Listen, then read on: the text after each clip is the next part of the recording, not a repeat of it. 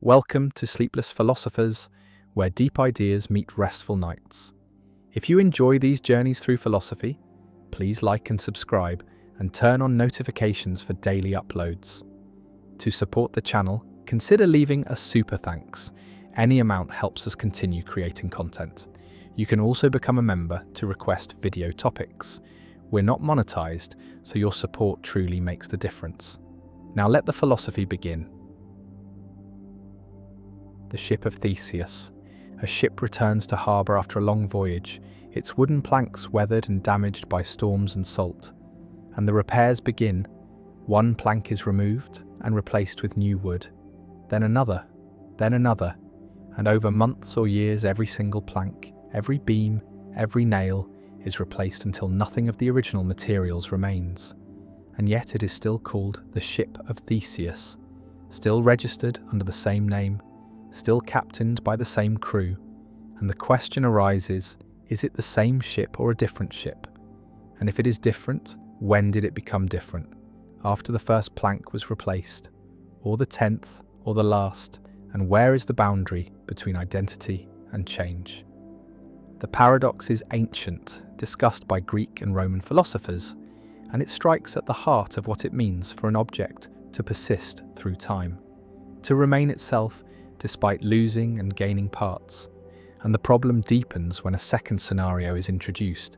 Imagine that all the original planks removed from the ship of Theseus are collected and stored, and then using only those original materials, a second ship is built, an exact replica assembled from the very wood that once formed the ship of Theseus. And now there are two ships, one that has been continuously repaired and one that is made entirely of the original materials.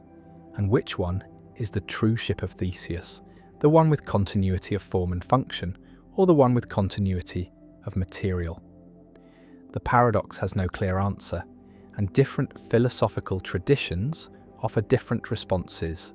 Some argue that identity is determined by material composition, that an object is the sum of its parts, and so the ship made from original planks is the true ship of Theseus, even though it was disassembled and reassembled, while others argue that identity is determined by form and function, that what makes the ship is its structure and purpose, and so the continuously repaired ship retains its identity, even though none of its original material remains. Still others suggest that identity is conventional, a matter of social agreement and practical convenience, that there is no objective fact about which ship is the real ship of Theseus, only a question of what we choose to call it based on our needs and conventions. The paradox extends beyond ships to living organisms because the cells in the human body are constantly dying and being replaced. And over a period of years, almost every atom in the body is exchanged with the environment. And yet a person is considered the same person throughout their life. And so, what makes identity persist? Is it continuity of consciousness, continuity of memory, continuity of physical form, or something else entirely? The problem also appears in legal and ethical contexts.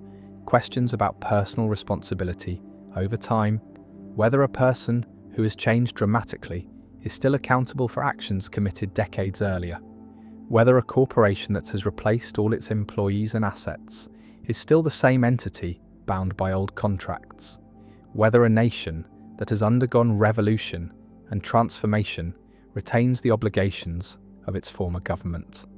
Some philosophers embrace a four-dimensionalist view, arguing that objects are not three-dimensional things that persist through time, but four-dimensional space-time worms, extended through time as well as space, and that what we call the ship of Theseus is really a temporally extended object, a continuous path through space-time, and the question of identity becomes a question of how we slice that four-dimensional object into temporal parts.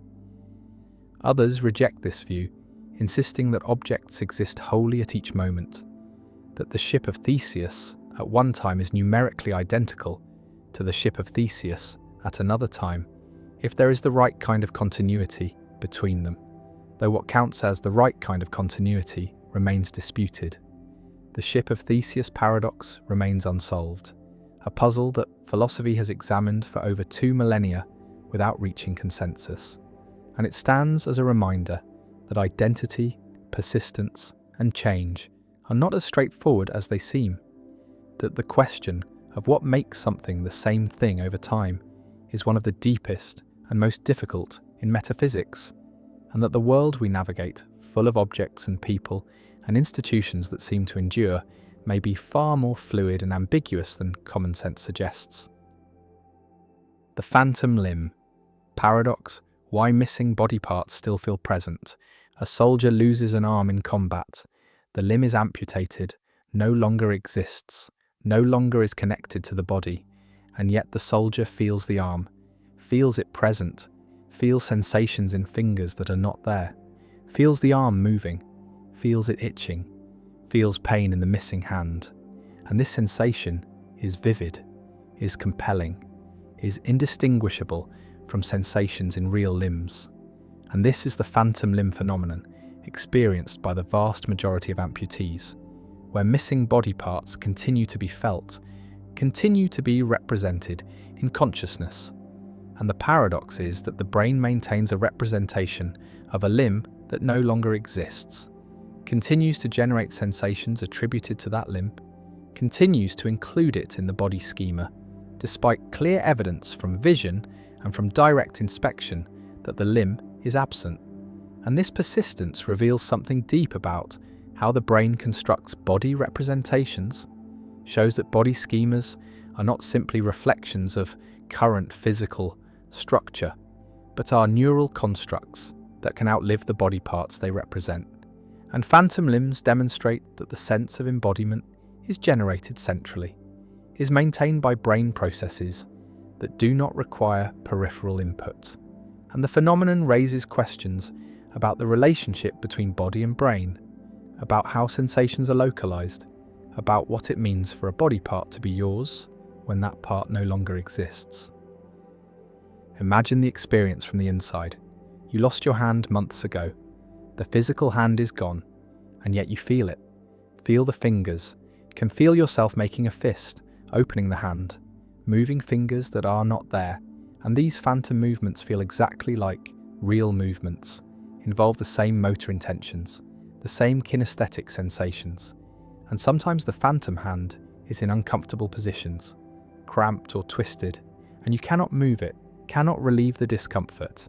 And this frozen phantom is intensely frustrating, is painful, because you feel the limb but cannot control it, cannot adjust it.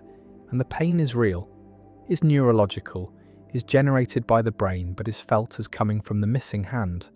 And this localization is puzzling because there is no hand, no physical location where the sensations could be occurring.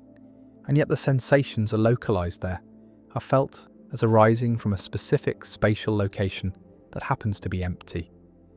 The phantom limb phenomenon reveals that body representations are maintained in the somatosensory cortex, in the motor cortex, in the parietal lobe, and these representations do not simply disappear when a limb is removed, do not automatically update to reflect the new body configuration, and instead the neural circuitry that represented the limb continues to be active, continues to generate activity patterns that are interpreted as sensations in the missing limb, and this persistent activity is what creates phantom sensations, is what maintains the feeling of presence and understanding. This has led to treatments, has led to therapies that attempt to reorganize the somatosensory cortex, to reduce phantom pain by providing feedback that the limb is gone, and mirror therapy, where amputees use mirrors to create the visual illusion that the missing limb is present, has proven effective, helps reduce pain and unfreeze frozen phantoms by providing visual feedback that allows the brain to update its body representation. Visualize the somatosensory cortex as containing a map of the body, a homunculus where different regions represent different body parts, and this map is established during development, is maintained throughout life, and when a limb is amputated, the corresponding region of cortex does not simply go silent, does not become inactive. and instead neighbouring regions begin to invade, begin to colonise the deferented cortex, and inputs from the face or from the remaining arm begin to activate what was formerly hand cortex. And this reorganisation is rapid, occurs within weeks and creates strange effects. Touching the face can produce sensations in the phantom hand, stroking the cheek can feel like stroking the missing fingers, and this shows that the cortical representation has been invaded, that face inputs now activate hand cortex, and the sensations are still localised to the phantom because the activity occurs in hand cortex, and the brain interprets activity in hand cortex as indicating sensations in the hand regardless of the actual source of the activity. The phantom limb paradox challenges the idea that sensations are simply caused by peripheral stimulation, shows that sensations can be generated centrally, can arise from brain activity without corresponding peripheral events, and this has implications for understanding pain, for recognizing that pain is not simply a signal from damaged tissue, but is a constructed experience that can occur without tissue damage, and chronic pain. Phantom pain, neuropathic pain are all examples of centrally generated sensations, are pains that arise from neural processes rather than from peripheral injury. And understanding phantom limbs helps understand these pain conditions, helps develop treatments that target the central nervous system rather than the periphery. The phenomenon also raises philosophical questions about the extended mind, about whether the body is part of the mind or is merely a tool used by the mind, and phantom limbs suggest that the body representation is part of the mind, is a core component of self-representation, and the representation persists even when the body part is gone. And this shows that the mind includes representations of the body, includes body schemas that are not simply passive reflections of physical structure, but are active constructs that shape experience. And the phantom limb is a representation without a referent, is a body part in the mind, but not in the world. And this dissociation shows that minds represent bodies, and representations can outlive what they represent. One variant of phantom limbs occurs in congenital amputees, people born without limbs, and some congenitally limbless individuals report phantom limbs, report feeling limbs they never had. And this is surprising, suggests that body schemas are not entirely learned, are not simply acquired through experience with actual body parts, but have some innate component, are partly specified by genetic programs that establish expected body structure. And when these programs run, they generate representations of limbs, even when those limbs never existed. And this shows that body schemas are not simply empirical generalizations from sensory experience, but are structured expectations about what bodies should be like. And the brain generates these representations even in the absence of corresponding body parts. Another implication concerns prosthetics, because if phantom limbs persist, if amputees continue to feel missing limbs, then prosthetics should be designed to interface with these phantom sensations, should provide feedback that is integrated with the phantom, and neuroprosthetics that read motor intentions from the brain or from remaining nerves can be controlled by the phantom, can allow amputees to move prosthetic limbs by moving their phantom limbs. And this creates a seamless interface, allows natural control, and the phantom limb, rather than being a problem, becomes a solution, becomes the interface between brain and prosthetic. And understanding phantoms has been crucial for developing advanced prosthetics that feel natural, that are experienced as extensions of the body rather than as external tools. The phantom also appears in other contexts: phantom breasts after mastectomy, phantom genitalia after surgery, phantom teeth after extraction, and all these phantoms reflect the same underlying mechanism, the persistence of neural representations after the represented body parts are removed. And the generality of the phenomenon shows that it is not specific to limbs, but applies to any body part. And body schemas for all body parts can persist as phantoms. And this universality suggests that phantoms reveal a general principle about how brains construct body representations, how these representations are maintained centrally, and how they can become dissociated from physical reality. The amputee feels the hand, phantom fingers that are not there, phantom movements that cannot occur, phantom pain in a location that does not exist, and the paradox persists.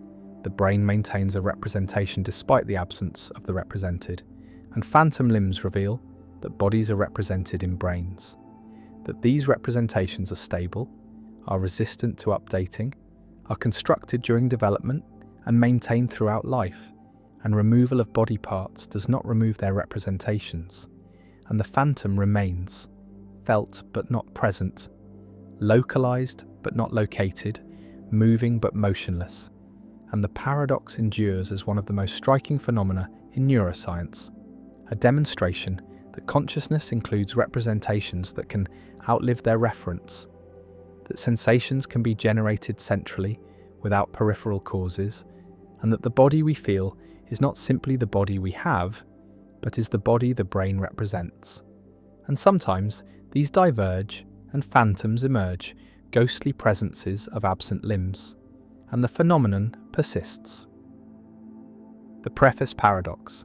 An author completes a lengthy scholarly work, a book synthesizing years of research, containing hundreds of individual claims about history, science, or philosophy, and the author has carefully checked each claim, believes each one to be true, based on the available evidence, and yet in the preface, the author writes something like this: "Despite my best efforts, I am certain that this book contains errors, that some of the claims I have made are false, and I apologize in advance for any mistakes that careful readers may discover." This acknowledgement is standard, even expected in academic writing, a gesture of intellectual humility, an admission that no human work is perfect. That error is inevitable in any sufficiently complex undertaking, and yet this creates a paradox, because the author believes each individual claim in the book believes that claim 1 is true, that claim 2 is true, that claim 3 is true, and so on for all the claims, and belief is usually thought to be closed under conjunction, meaning that if you believe each of several propositions, then you should believe their conjunction, and so the author should believe that all the claims in the book are true, and yet the author also believes that at least one of the claims is false, that not all of them are true, and these two beliefs are contradictory, and so the author holds contradictory beliefs, and this seems irrational. Yet the author's behaviour seems entirely reasonable. Both the individual beliefs and the belief that some of them are false seem justified, and so the preface paradox reveals a tension between rationality and consistency, between what it is reasonable to believe and what logic says about the relationships between beliefs.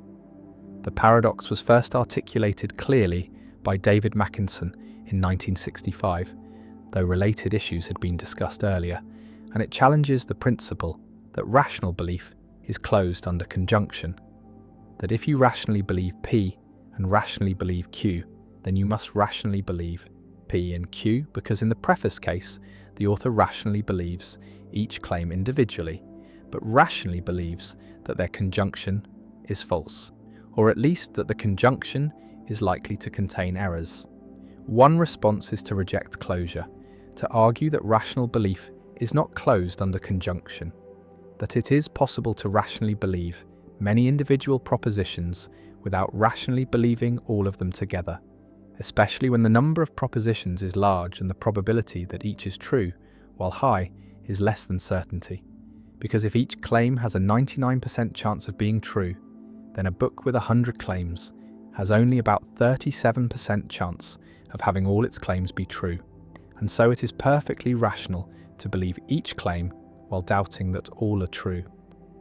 Another response is to distinguish between degrees of belief, arguing that the author assigns high credence to each individual claim, perhaps 99%, but assigns lower credence to the conjunction of all the claims, and that there is no contradiction here, only a recognition that confidence decreases as the number of independent claims increases, And this response draws on probabilistic or Bayesian approaches to rational belief, where belief comes in degrees rather than being all or nothing, and where the probability of a conjunction is the product of the probabilities of the conjuncts, if they are independent, and so the probability that all claims are true can be much lower than the probability that any particular claim is true.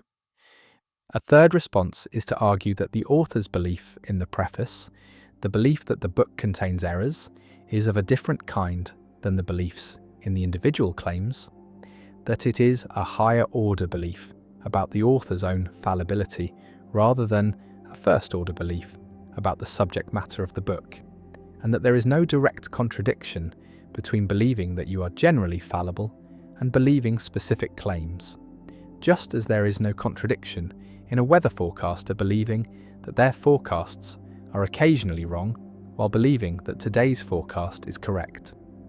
The preface paradox connects to broader issues in epistemology about the nature of rational belief, the role of evidence, the significance of consistency, and whether it is possible for a rational agent to knowingly hold inconsistent beliefs.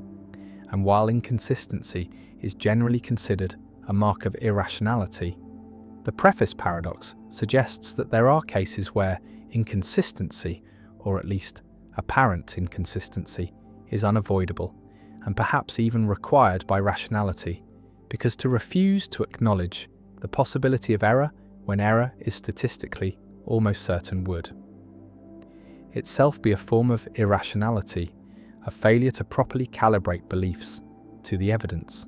The paradox also relates to the lottery paradox, another puzzle about rational belief and probability, where you rationally believe of each ticket in a large fair lottery that it will not win, but you also rationally believe that some ticket will win, and again rational belief seems to violate closure under conjunction, and together these paradoxes suggest that the classical logical picture of belief, where beliefs are consistent sets of propositions closed under logical consequence, may not accurately capture how rational agents actually form and maintain beliefs in conditions of uncertainty.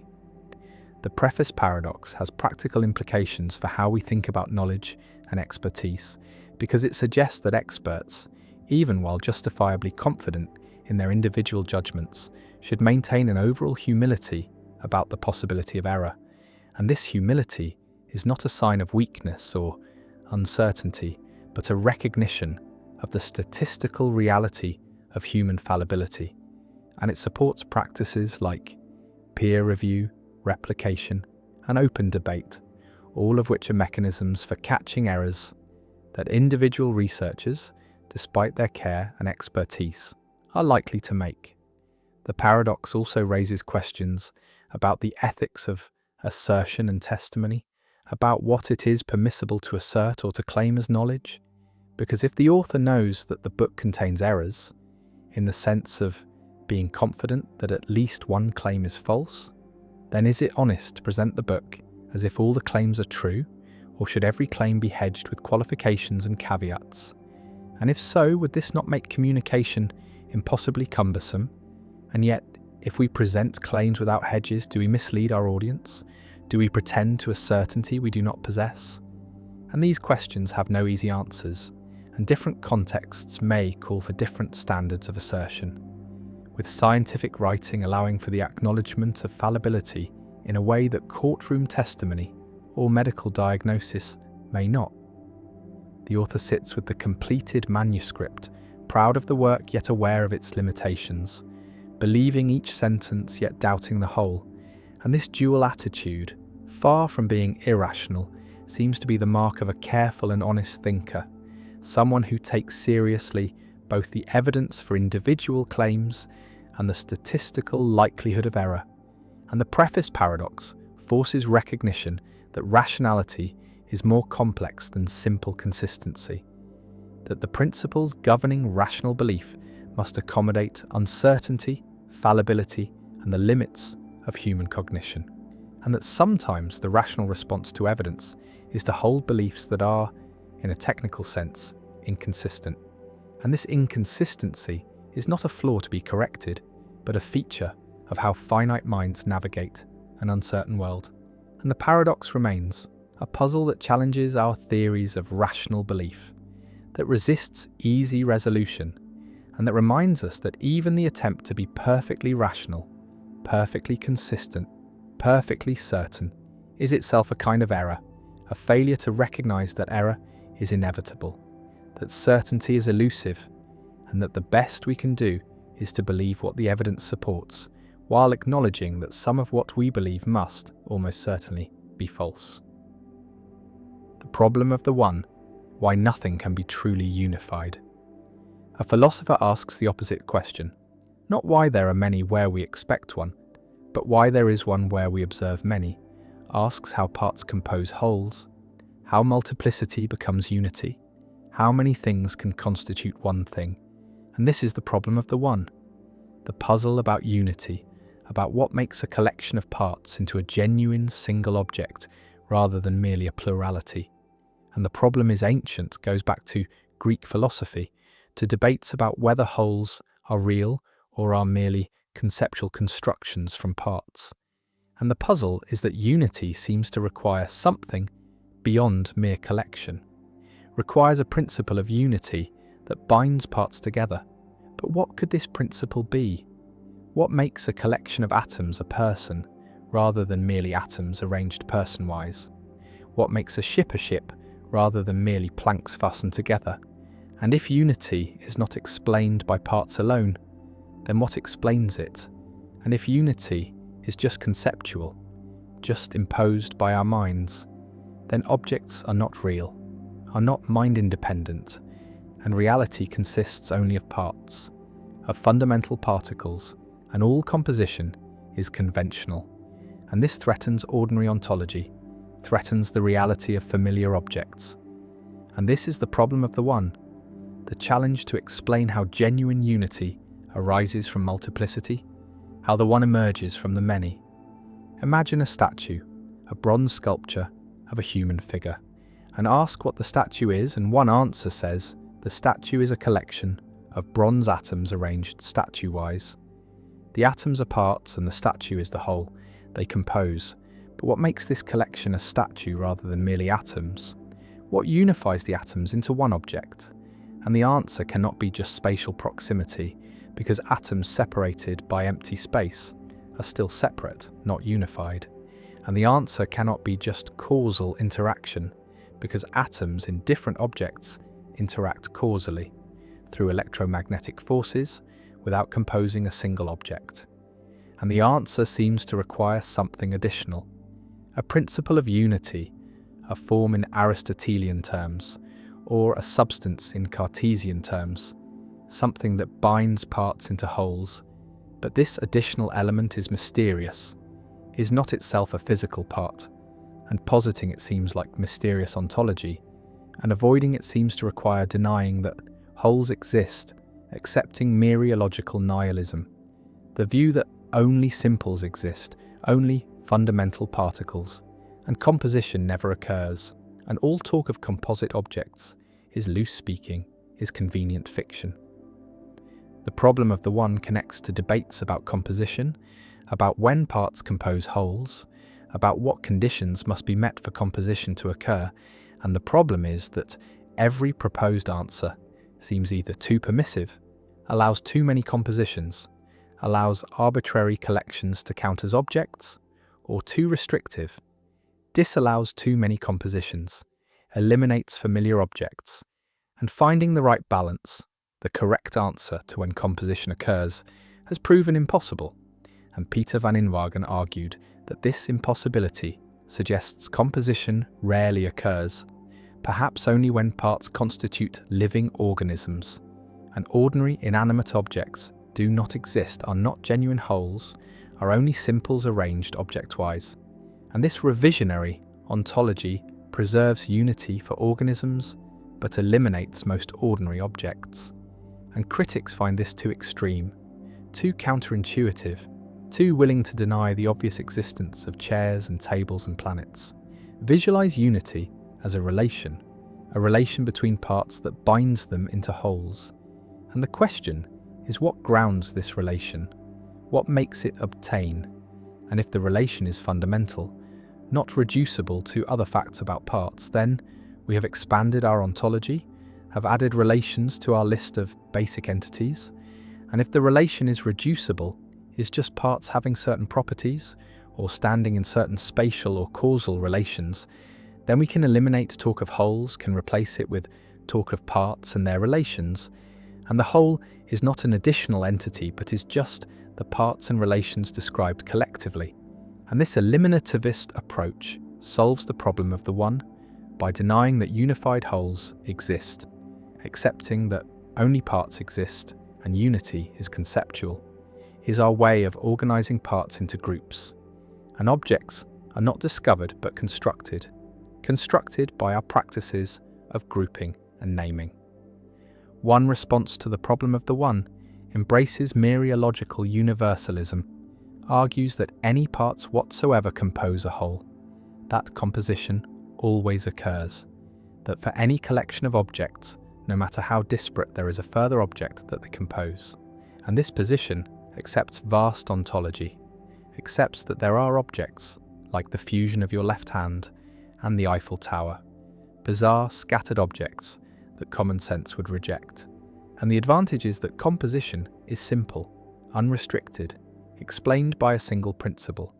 But the disadvantage is that most composite objects are not recognized by ordinary thought, are not natural kinds, are arbitrary fusions, and this threatens to make ontology too easy, too unconstrained, accepts too much rather than too little.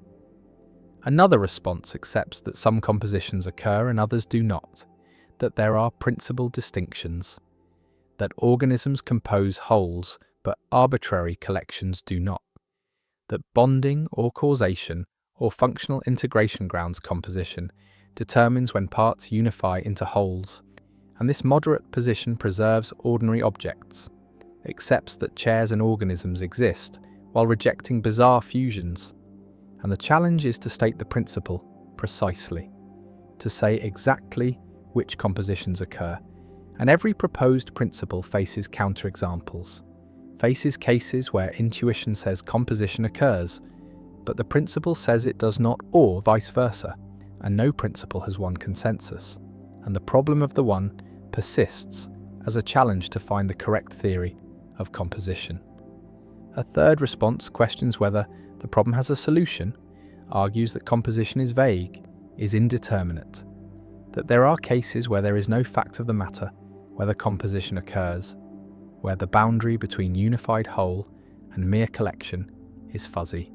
And this response treats the problem of the one as showing that reality is indeterminate in certain respects, that not all questions about existence have determinate answers, and some philosophers embrace this, accept vague existence, while others reject it as incoherent, as violating the law of excluded middle, and the debate continues. The problem of the one also affects our understanding of ourselves, of persons, because persons seem to be unified wholes, seem to be single subjects of experience, despite being composed of many cells, many organs, many subsystems. And what unifies a person? What makes a collection of cells? One person rather than many cells. And the answer cannot be just physical contiguity, because persons survive cell replacement, survive gradual change in material composition, and the answer seems to require psychological continuity, sameness of consciousness, unity of perspective. But these are not physical properties, are not features of cells, and so persons might not be physical objects, might be non-physical entities that somehow relate to bodies, and this threatens materialism, threatens the view that persons are nothing over and above their physical parts. And the problem of the one for persons remains unsolved, remains a challenge for theories of personal identity. The statue stands, one or many, unified or merely assembled, and the person exists, one subject or many cells, and the problem of the one persists, asking how unity arises, how the many become one, how parts compose wholes, and no answer fully satisfies. No theory explains unity without mystery, without positing irreducible relations or denying obvious unities, and the problem endures as a central puzzle in metaphysics, a challenge to explain what we take for granted, that objects are singular, are unified, are more than mere heaps of parts, and perhaps unity is primitive, is inexplicable, is something we must accept without analysis, or perhaps unity is illusory, is imposed by mind on parts that remain forever separate, and the problem remains, ancient and unresolved, a permanent fixture in ontology. The potato paradox. A farmer harvests 100 kilograms of potatoes, and these potatoes are 99% water by weight, meaning that only 1 kilogram is solid potato material and 99 kilograms is water. And the farmer leaves the potatoes out in the sun to dry, and after some time the water content has decreased. The potatoes are now 98% water instead of 99%. And the question is posed, how much do the potatoes weigh now? And the intuitive answer is that they have lost a little water, perhaps 1 kilogram, and so they now weigh 99 kilograms, or perhaps 98 kilograms. But this intuition is wildly wrong. The correct answer is that the potatoes now weigh 50 kilograms. They have lost half their weight, and this shocking result is the potato paradox, a puzzle about percentages and proportions that reveals how badly human intuition handles these concepts. The calculation proceeds as follows. The solid potato material, the non-water part, weighs 1 kilogram both before and after drying. This does not change. The potatoes lose water, but not solid material. And before drying, this 1 kilogram of solid material represents 1% of the total weight, because the potatoes are 99% water and 1% solid. And after drying, this same 1 kilogram of solid material must represent 2% of the total weight, because the potatoes are now 98% water and therefore 2% solid. And if 1 kilogram is 2% of the total weight, then the total weight must be 50 kilograms, because 1 kilogram divided by 2% equals 50 kilograms. And so the potatoes have lost 50 kilograms of water, going from 100 kilograms to 50 kilograms, even though the percentage of water has decreased by only 1 percentage point, from 99% to 98%. The paradox reveals how deceptive percentages can be, how a small change in percentage can correspond to a large change in absolute quantity, and the confusion arises from conflating different reference points. The percentage of water is calculated relative to the total weight, which itself changes as water is lost. And so the meaning of 99% water before drying is different from the meaning of 98% water after drying, because the total weight is different. And this shifting reference point makes the percentage decrease seem small when in fact it corresponds to a massive, absolute loss of water. Another way to see the solution is to focus on the solid material. Before drying, the ratio of water to solid is 99:1, and after drying the ratio is 98:2, which simplifies to 49:1. And since the solid material remains 1 kilogram throughout, the water content must be 49 kilograms after drying, giving a total weight of 50 kilograms. And this calculation makes clear that the ratio of water to solid has nearly halved, from 99 parts water per part solid to 49 parts water per part solid. And this large change in ratio corresponds to the loss of half the total weight. The potato paradox has analogues in many real-world contexts where percentages and proportions are used. In economics, where small percentage changes in large quantities can represent enormous absolute changes. In medicine, where changes in concentrations or doses must be carefully calculated to avoid errors. In environmental science, where changes in atmospheric composition are measured in parts per million but can have large effects. And in all these contexts, the potato paradox serves as a warning that percentage changes can be misleading, that absolute quantities matter, and that careful calculation is necessary to avoid errors. The paradox also illustrates a general principle about proportions. that when the total changes, percentages relative to that total change in non-obvious ways, and that converting between percentages and absolute quantities requires attention to what the percentage is calculated relative to, and failure to track the denominator, failure to notice that the reference point is shifting, leads to systematic errors in reasoning, errors that the potato paradox exemplifies. Some people respond to the potato paradox by rejecting the premise, by arguing that potatoes cannot go from 99% water to 98% water by drying, that the numbers are unrealistic, but this response misses the point. The paradox is a thought experiment designed to illustrate mathematical relationships, and while the specific numbers may be exaggerated for effect, the underlying principle is sound, and similar calculations arise in realistic scenarios involving concentrations, dilutions, evaporations, and mixing, and understanding the potato paradox helps avoid errors in these practical contexts. The paradox is also pedagogically valuable. It is often used to teach proportional reasoning, to help students understand the difference between absolute and relative quantities, to emphasize the importance of identifying what a percentage is calculated relative to, and to show that intuition about percentages is often wrong, that careful calculation is necessary, and that problems involving changing totals require extra care. And students who master the potato paradox gain insight into a whole class of problems involving ratios, proportions, and percentages, problems that appear throughout mathematics, science, economics, and everyday life. The 100 kilograms of potatoes sit in the sun, water evaporating, and the percentage of water drops from 99 to 98. A change that sounds small, that feels negligible, and yet the weight has halved. 50 kilograms of water have disappeared, and the potatoes now weigh 50 kilograms. And this result shocks, violates expectation, reveals the gap between how percentages sound and what they mean, and the paradox endures, a simple problem with a surprising answer, a calculation that seems wrong but is right, a demonstration that percentages are tricky, that proportions shift in non-obvious ways, and that human intuition about these matters is unreliable, needs correction, needs training, needs the discipline of mathematics to avoid systematic error.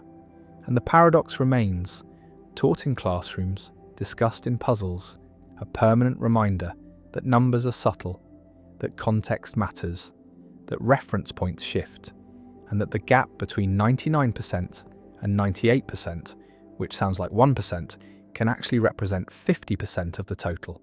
And the potatoes shrink, the water evaporates, and the weight drops, and the paradox persists, elegant and instructive, a lesson in proportional reasoning wrapped in a story about potatoes and sunshine. The Raven paradox, another name for the same strange logic. The paradox stands at the intersection of logic and intuition, bearing multiple names but always presenting the same fundamental puzzle. And the Raven paradox is simply another term for what Hempel called the paradox of confirmation, the same logical structure, the same counterintuitive conclusion that observing non-black non-ravens confirms the hypothesis that all ravens are black. And the paradox is named after ravens because this particular example, chosen somewhat arbitrarily, has become the standard formulation, the canonical case study in discussions of confirmation theory. And ravens serve as the perfect illustration, because the hypothesis all ravens are black is simple, clear, empirically testable, and the conclusion that red apples provide evidence for this hypothesis is maximally counterintuitive. And so the Raven paradox persists as a permanent fixture in philosophy of science, a problem that every theory of confirmation must address, a test case that separates adequate theories from inadequate ones. The paradox reveals something deep about the nature of scientific reasoning, about how we move from observations to generalizations, from data to theories, and the lesson is that confirmation cannot be understood purely formally, cannot be reduced to logical rules applied mechanically, but requires judgment, requires taking into account background knowledge, context, relevance, and the structure of inquiry, and different philosophical traditions respond differently. Bayesians appeal to prior probabilities and degrees of belief. Falsificationists focus on potential refutation rather than positive confirmation, and pragmatists emphasize the goals and methods of actual scientific practice, and each approach offers tools for handling the paradox, for explaining why ravens matter and apples do not despite the logical equivalence. And the paradox serves as a crucible, a test that theories of confirmation must pass. And many theories that seem plausible initially reveal inadequacies when confronted with the Raven paradox, fail to explain our intuitions, force counterintuitive conclusions, or require abandoning principles that seem essential to scientific reasoning. Visualize a scientist designing an experiment to test whether all ravens are black, and the scientist must decide what to observe, where to look, what data to collect, and the obvious choice is to find ravens and check their colour, to go where ravens live and observe them systematically. And no scientist would waste time observing apples or examining non-ravens, not because such observations are irrelevant in principle, but because they are inefficient, provide so little information relative to the effort required that they're not worth doing. And this practical irrelevance, this decision based on efficiency rather than logic, is what our intuitions track. And the paradox arises from confusing practical irrelevance with logical irrelevance, from thinking that because we should not observe apples in practice, apples must not provide confirmation in principle. And once we separate these two senses of relevance, the paradox loses some of its force, becomes less paradoxical, becomes a lesson about the difference between what logically confirms a hypothesis and what constitutes good scientific practice. The Raven paradox also illustrates the problem of GRU, the challenge of projectable predicates, because just as we face questions about what confirms hypotheses, we also face questions about which generalizations are legitimate, which patterns can be projected into the future. And these two problems are connected. Both involve understanding how observation relates to theory, how particular instances support general claims. And the Raven paradox is one manifestation of the broader problem of induction, the problem of justifying our inferences from observed to unobserved cases.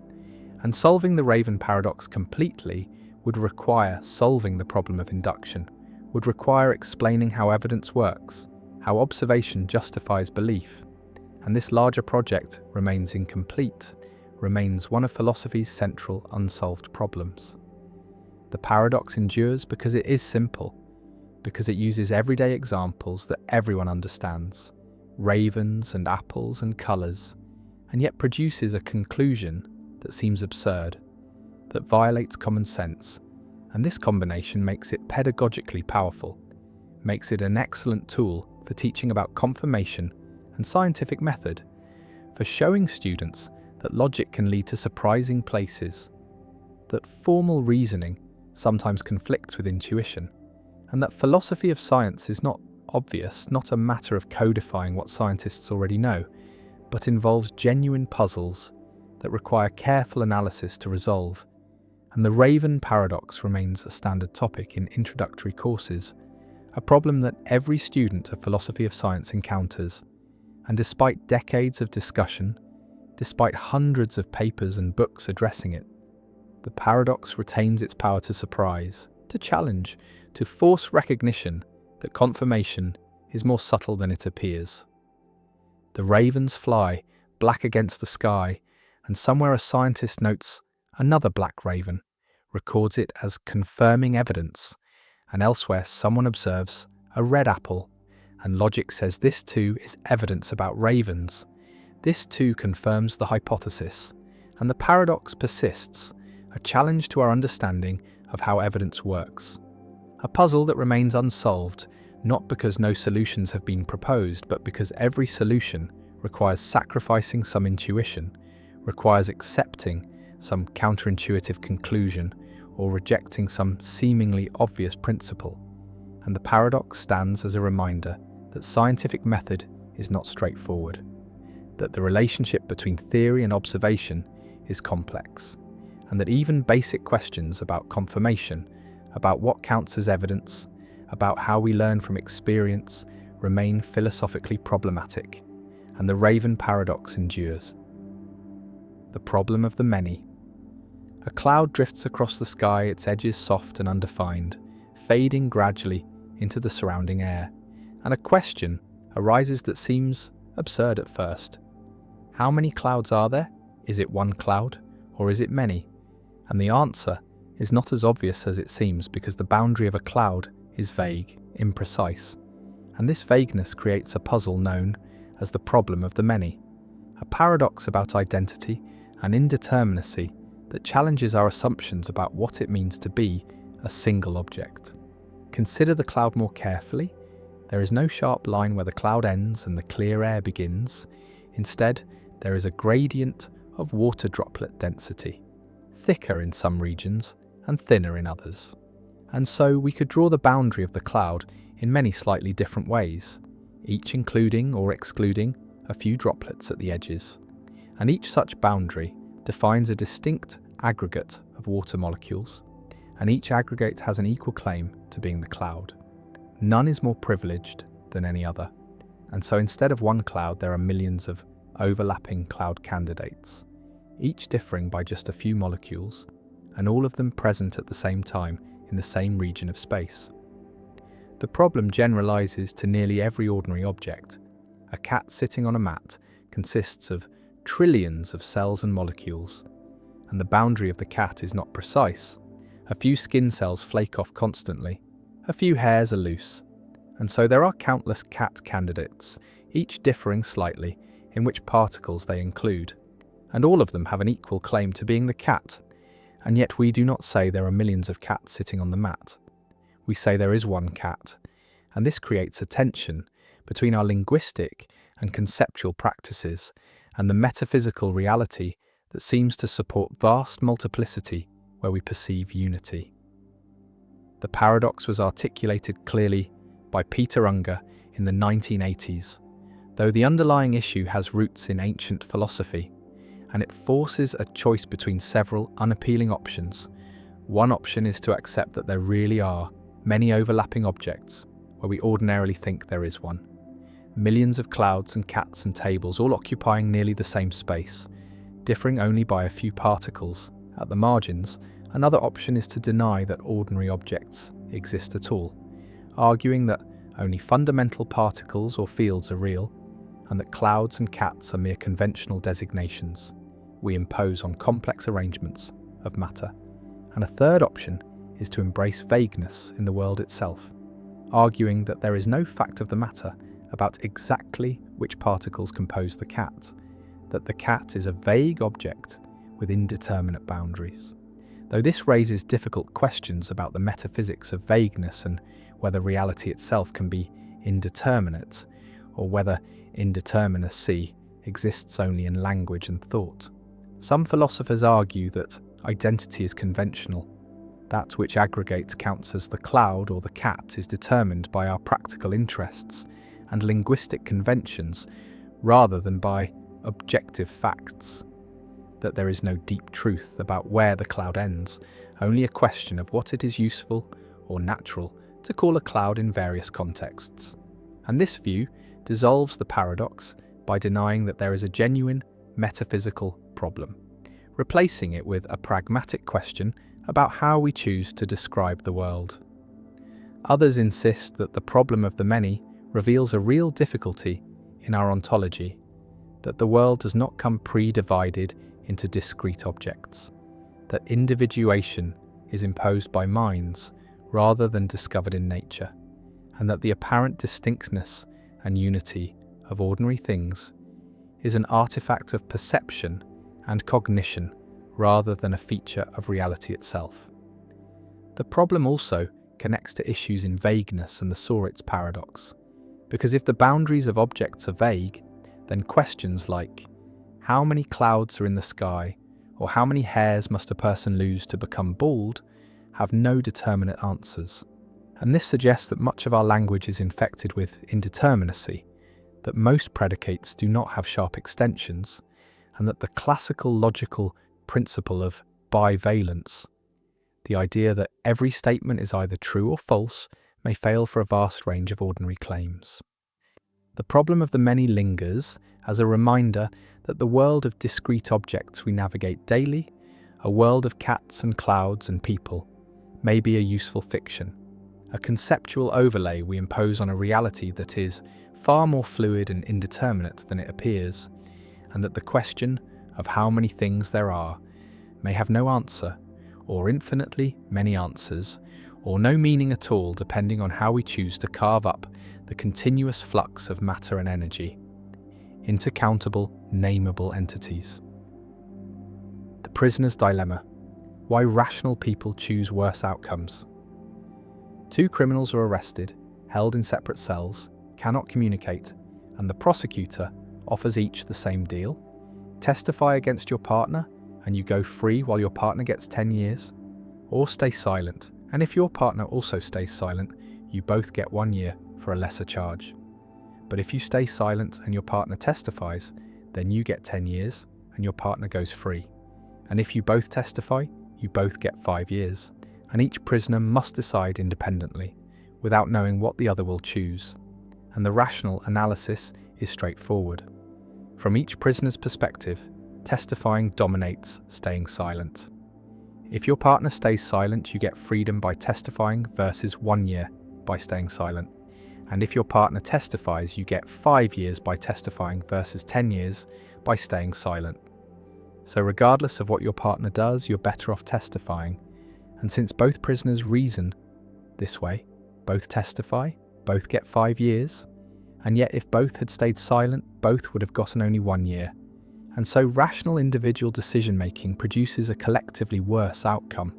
And this is the prisoner's dilemma, one of the most important concepts in game theory, a demonstration that individual rationality can lead to collective irrationality, that pursuing self-interest can harm everyone, including yourself, and the dilemma has applications across economics, politics, environmental policy, international relations, and reveals fundamental tensions between individual and collective good, between rationality and cooperation. Imagine being one of the prisoners, sitting in the cell, considering your options, and you reason: if I stay silent, I get either 1 year if my partner stays silent, or 10 years if my partner testifies. And if I testify, I get either freedom if my partner stays silent, or 5 years if my partner testifies. And comparing these, testifying is better in both cases, gives me a better outcome regardless of what my partner does. And this is a dominant strategy, a strategy that is best no matter what others do. And rationality seems to require choosing your dominant strategy.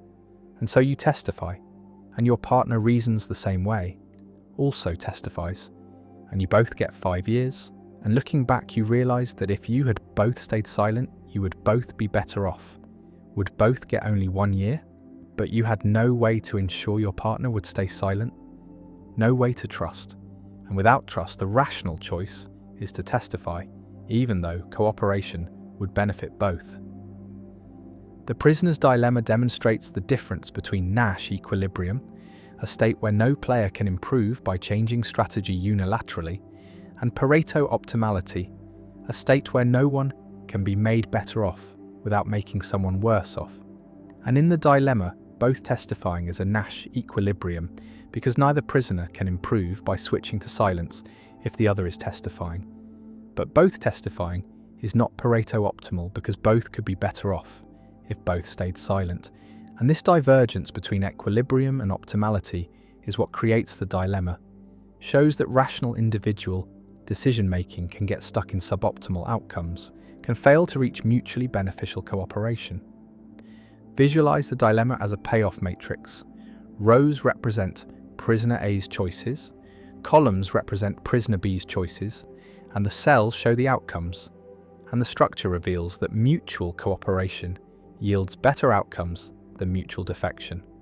But cooperation is risky, is vulnerable to exploitation, and defection is safe, is the rational choice if you cannot trust your partner.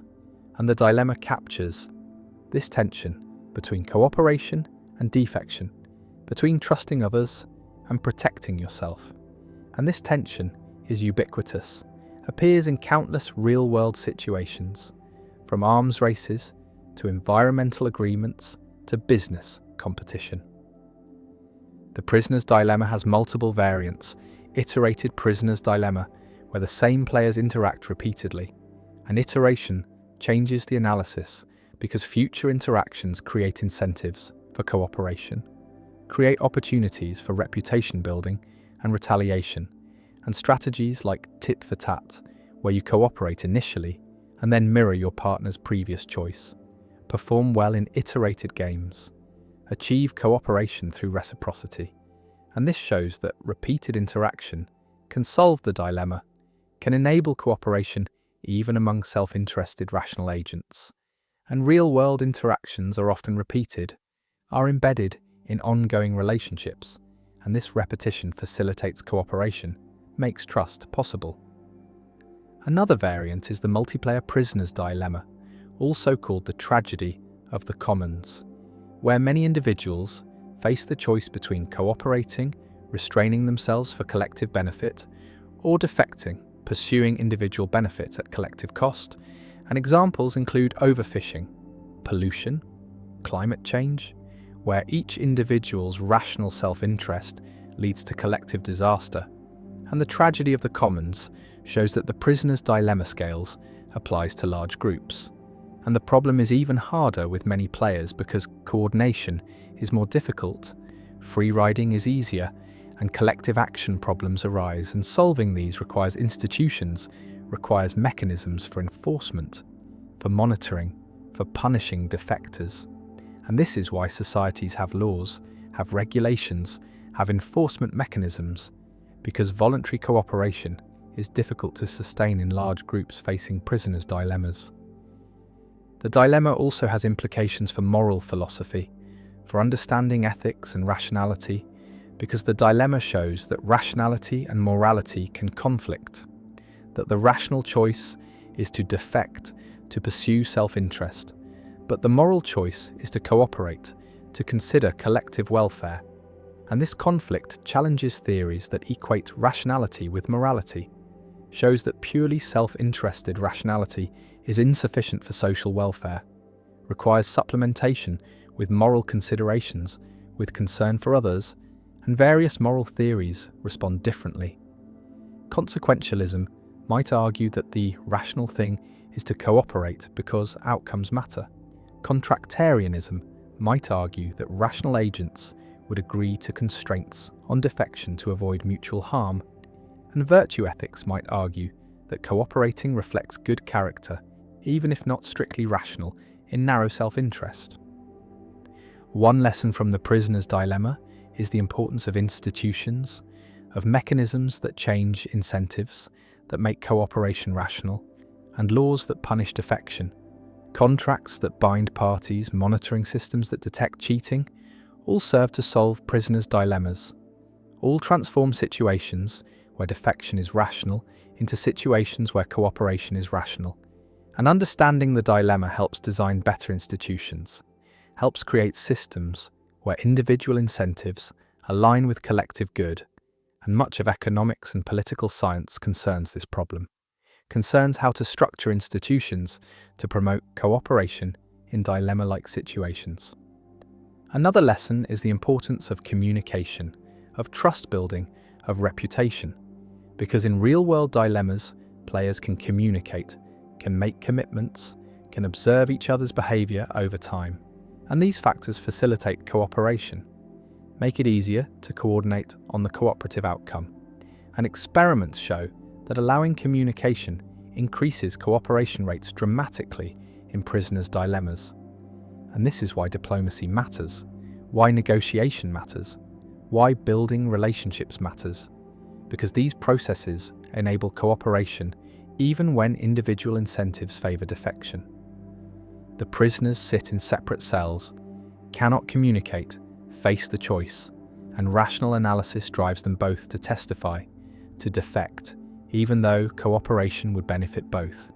And the dilemma reveals that rationality is not enough, that collective outcomes require more than individual optimization, require cooperation, trust, institutions, repeated interaction, communication, and the prisoner's dilemma remains one of the most important concepts in social science, a simple game that captures fundamental tensions in social life, that shows why cooperation is difficult, why self-interest can be self-defeating, why rational agents can fail to achieve optimal outcomes, and the dilemma persists as a permanent challenge to theories of rationality, to assumptions about markets and institutions, and as a tool for understanding why societies need laws, norms, enforcement, reputation, communication, all mechanisms that help solve dilemmas, that enable cooperation despite individual incentives to defect. And the prisoners testify, and both lose more than they needed to, and the dilemma endures. The philosophical zombie argument, why consciousness might not come from physics. A creature walks among us that looks exactly like a human being, molecule for molecule identical, atom for atom the same, every neuron firing in the same patterns, every behavior perfectly matched. And this creature speaks as we speak, acts as we act, responds to pain by withdrawing, to beauty by smiling, to loss by crying, and yet inside there is nothing. No subjective experience, no consciousness, no inner light, no feeling of what it is like to be this creature, and this being is called a philosophical zombie, or P-zombie, a thought experiment in philosophy of mind that challenges physicalism, challenges the view that consciousness is nothing more than physical processes, and the zombie argument asks us to imagine such creatures, to consider whether they are conceivable, and if they are conceivable, then they are metaphysically possible. And if they are possible, then consciousness cannot be identical to physical processes, cannot be reduced to brain states, because the zombie has all the physical processes but lacks consciousness. And this shows that consciousness is something extra, something additional to the physical. And this is the philosophical zombie argument, deployed by David Chalmers and others to defend property dualism, to argue that subjective experience is not reducible to objective physical facts, and the argument remains one of the most debated arguments in contemporary philosophy of mind. Imagine encountering a zombie, engaging in conversation, watching it navigate the world, and nothing in its behavior betrays the absence of consciousness. It claims to be conscious, describes its experiences in first-person terms, acts exactly as a conscious being would act, and the only difference, the only divergence between zombie and human is the inner life, the presence or absence of subjective experience, and the zombie has none, is dark inside, operates purely through physical mechanisms without any accompanying phenomenology, and the argument asks whether such a being is conceivable, whether we can coherently imagine it, and if we can, then consciousness is not necessitated by physical structure, is not entailed by brain processes, and physicalism fails, and some form of dualism must be true. The argument can be stated formally as follows: it is conceivable that there be zombies, creatures physically identical to humans, but lacking consciousness. If zombies are conceivable, then they are metaphysically possible. If zombies are metaphysically possible, then consciousness is not identical to physical processes. Therefore, consciousness is not identical to physical processes. And this conclusion challenges materialism, challenges the view that everything is physical, that mental states are brain states, and forces recognition of an explanatory gap, a gap between physical facts and phenomenal facts that cannot be bridged by physical explanation alone. Visualize two worlds. One is our world, filled with conscious beings who have inner lives, who experience redness and pain and joy, and the other is zombie world, physically identical. Every particle in the same position, every force acting identically, but lacking consciousness.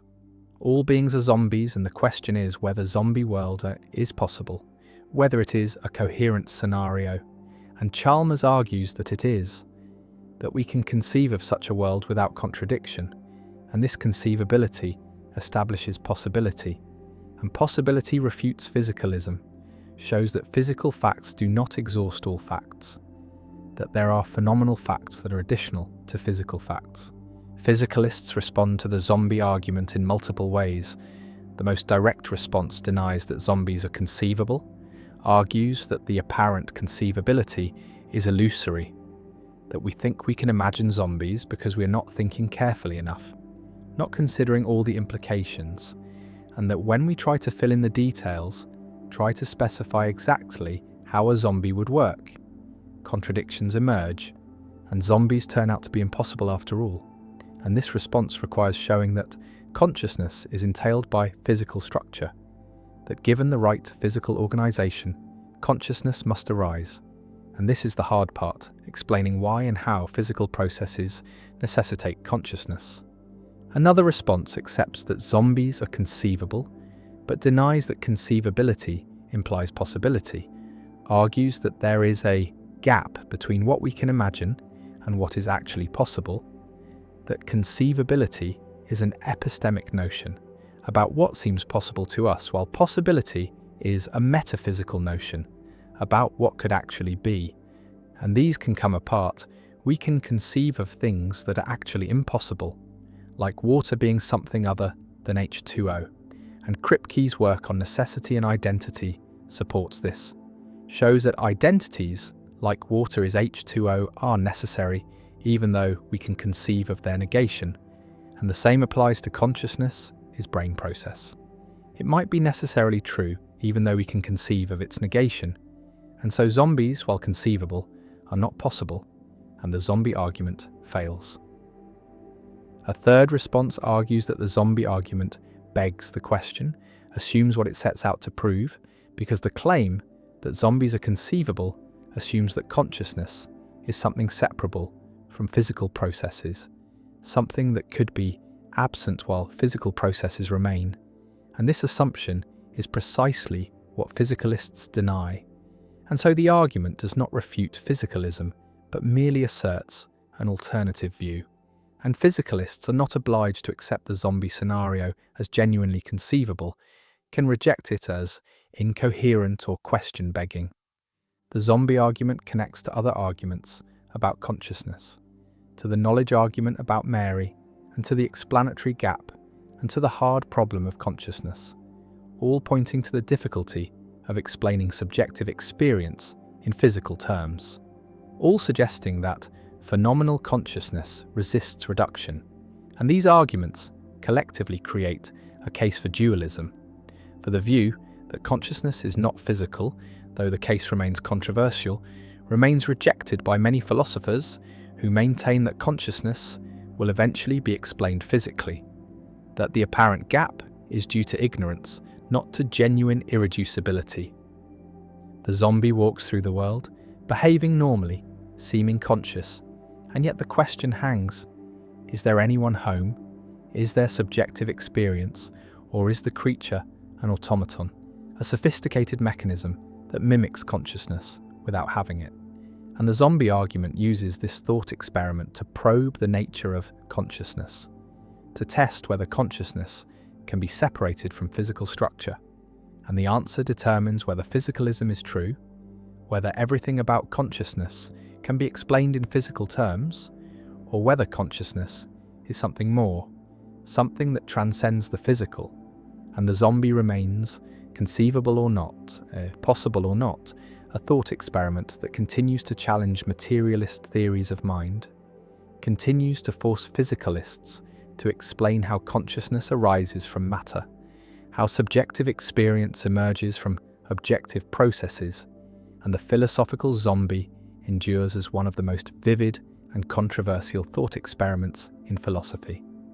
A creature that may be impossible, but whose mere conceivability threatens physicalism, whose imagined existence reveals the explanatory gap between brain and mind, between matter and consciousness, and whether zombies could exist remains disputed, remains a test case for theories of consciousness. And the zombie argument persists as a central challenge to the view that science can explain everything, that physical facts exhaust all facts, and that consciousness is nothing more than brain processes arranged in certain ways.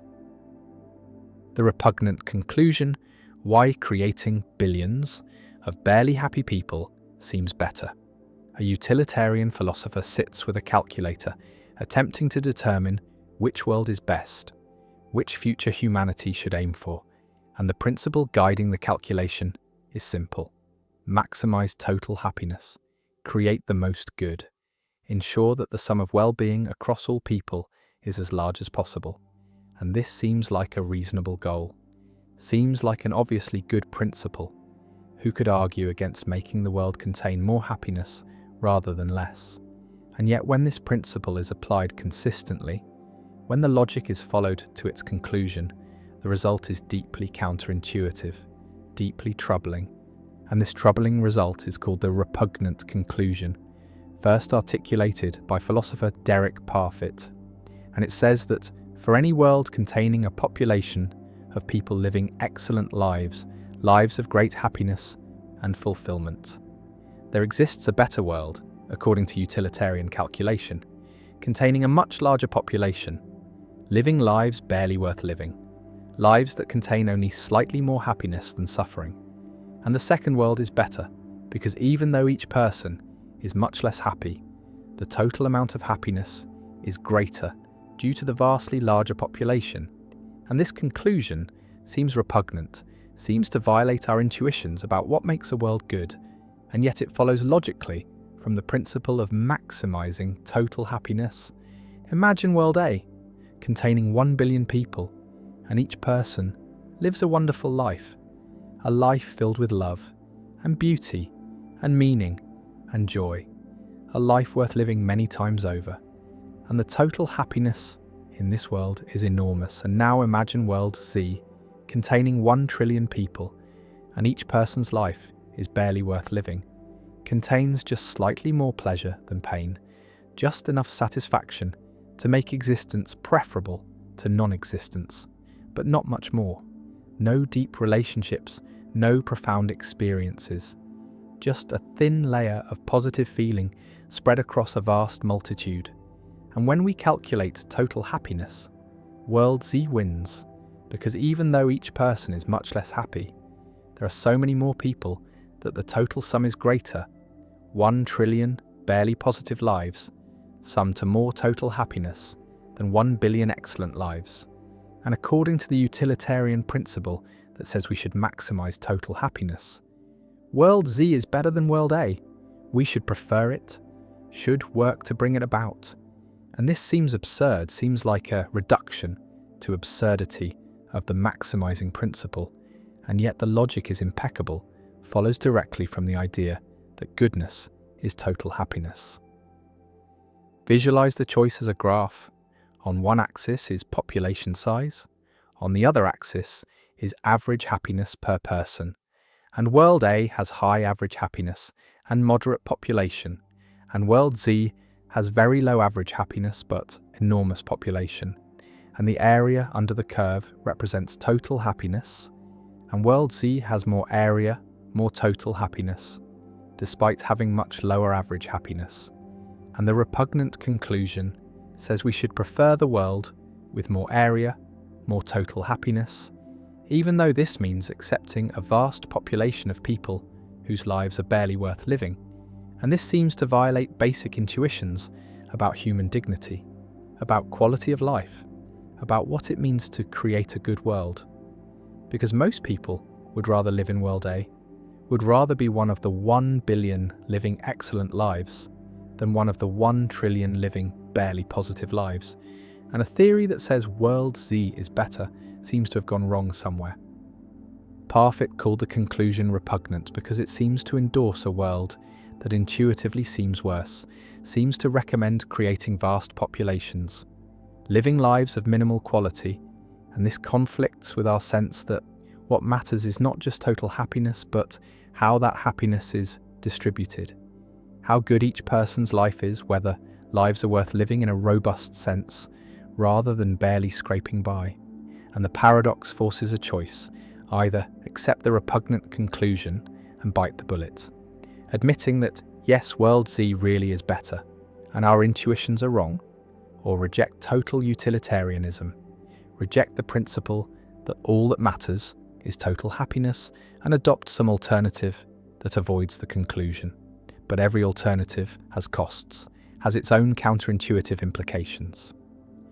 One response is to adopt average utilitarianism, which says what matters is not total happiness, but average happiness per person. And by this measure, World A is clearly better than World Z, because the average person in World A is much happier, and the repugnant conclusion is avoided. But average utilitarianism has its own problems.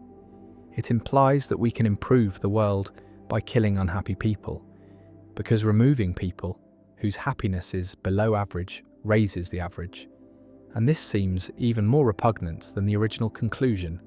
An average utilitarianism also implies that a world with one extremely happy person is better than a world with 1 billion moderately happy people, as long as the single person's happiness exceeds the average of the billion. And this seems wrong, seems to sacrifice too much for the sake of avoiding one counterintuitive conclusion. Another response is to adopt variable value principles, where the marginal value of adding a person depends on the quality of their life. Creating people with excellent lives adds more value per person than creating people with barely positive lives. And this can avoid the repugnant conclusion by making World A better than World Z, despite having fewer people, because the excellent lives contribute more value per person. But this approach requires specifying how the marginal value changes, requires drawing lines about which lives add how much value. And these lines seem arbitrary, and the approach faces technical difficulties, can generate cycles where A is better than B is better than C, and C is better than A, creating intransitive preferences that undermine rational choice. A third response is to reject consequentialism entirely, to argue that what matters is not just outcomes, not just how much happiness exists, but also rights, dignity, fairness. And these values are not captured by summing happiness and creating a world of 1 trillion people. Living barely worthwhile lives might maximize total happiness, but violates something important about human dignity, about what it means to respect persons. And this deontological response avoids the repugnant conclusion by appealing to values beyond happiness. But it must explain what these values are, how they are weighed against happiness, and whether they really should override considerations of total welfare. The repugnant conclusion also raises practical questions about population ethics, about how many people should exist, about whether we have obligations to create future people, and if so, what quality of life they should have. And these questions are not academic. They affect policy decisions about climate change, resource allocation, family planning, and sustainability. Because if creating more people is good, as long as their lives are worth living, then we should maximize population growth up to the point where additional people would lower everyone's quality of life below the barely worth living threshold. And this seems to recommend creating enormous populations living in poverty, which seems wrong. And if instead we think population should be limited to ensure high quality of life for each person, then we are rejecting total utilitarianism in favor of some other principle. And we need to say what that principle is and why it is right. Parfit himself was troubled by the repugnant conclusion, spent decades trying to find a population ethic that avoided it while remaining plausible, and he proposed various principles, but none fully satisfied him. And he concluded that population ethics is one of the hardest problems in moral philosophy, a domain where all theories seem to have deeply counterintuitive implications, and perhaps there is no fully satisfactory answer, no principle that aligns with all our intuitions, and we must choose which intuitions to preserve and which to sacrifice. And this choosing is itself a moral judgment, requires deciding what values are most important, and different people will make different choices based on different weights. They give to total happiness versus average happiness versus rights versus dignity. The calculator sits on the desk. The numbers are clear. World Z has more total happiness than World A. The calculation is not in doubt. And yet something rebels, something in us rejects the conclusion, insists that World A is better, that a world of 1 billion excellent lives is preferable to a world of 1 trillion barely positive lives, even if the total sum of happiness is less.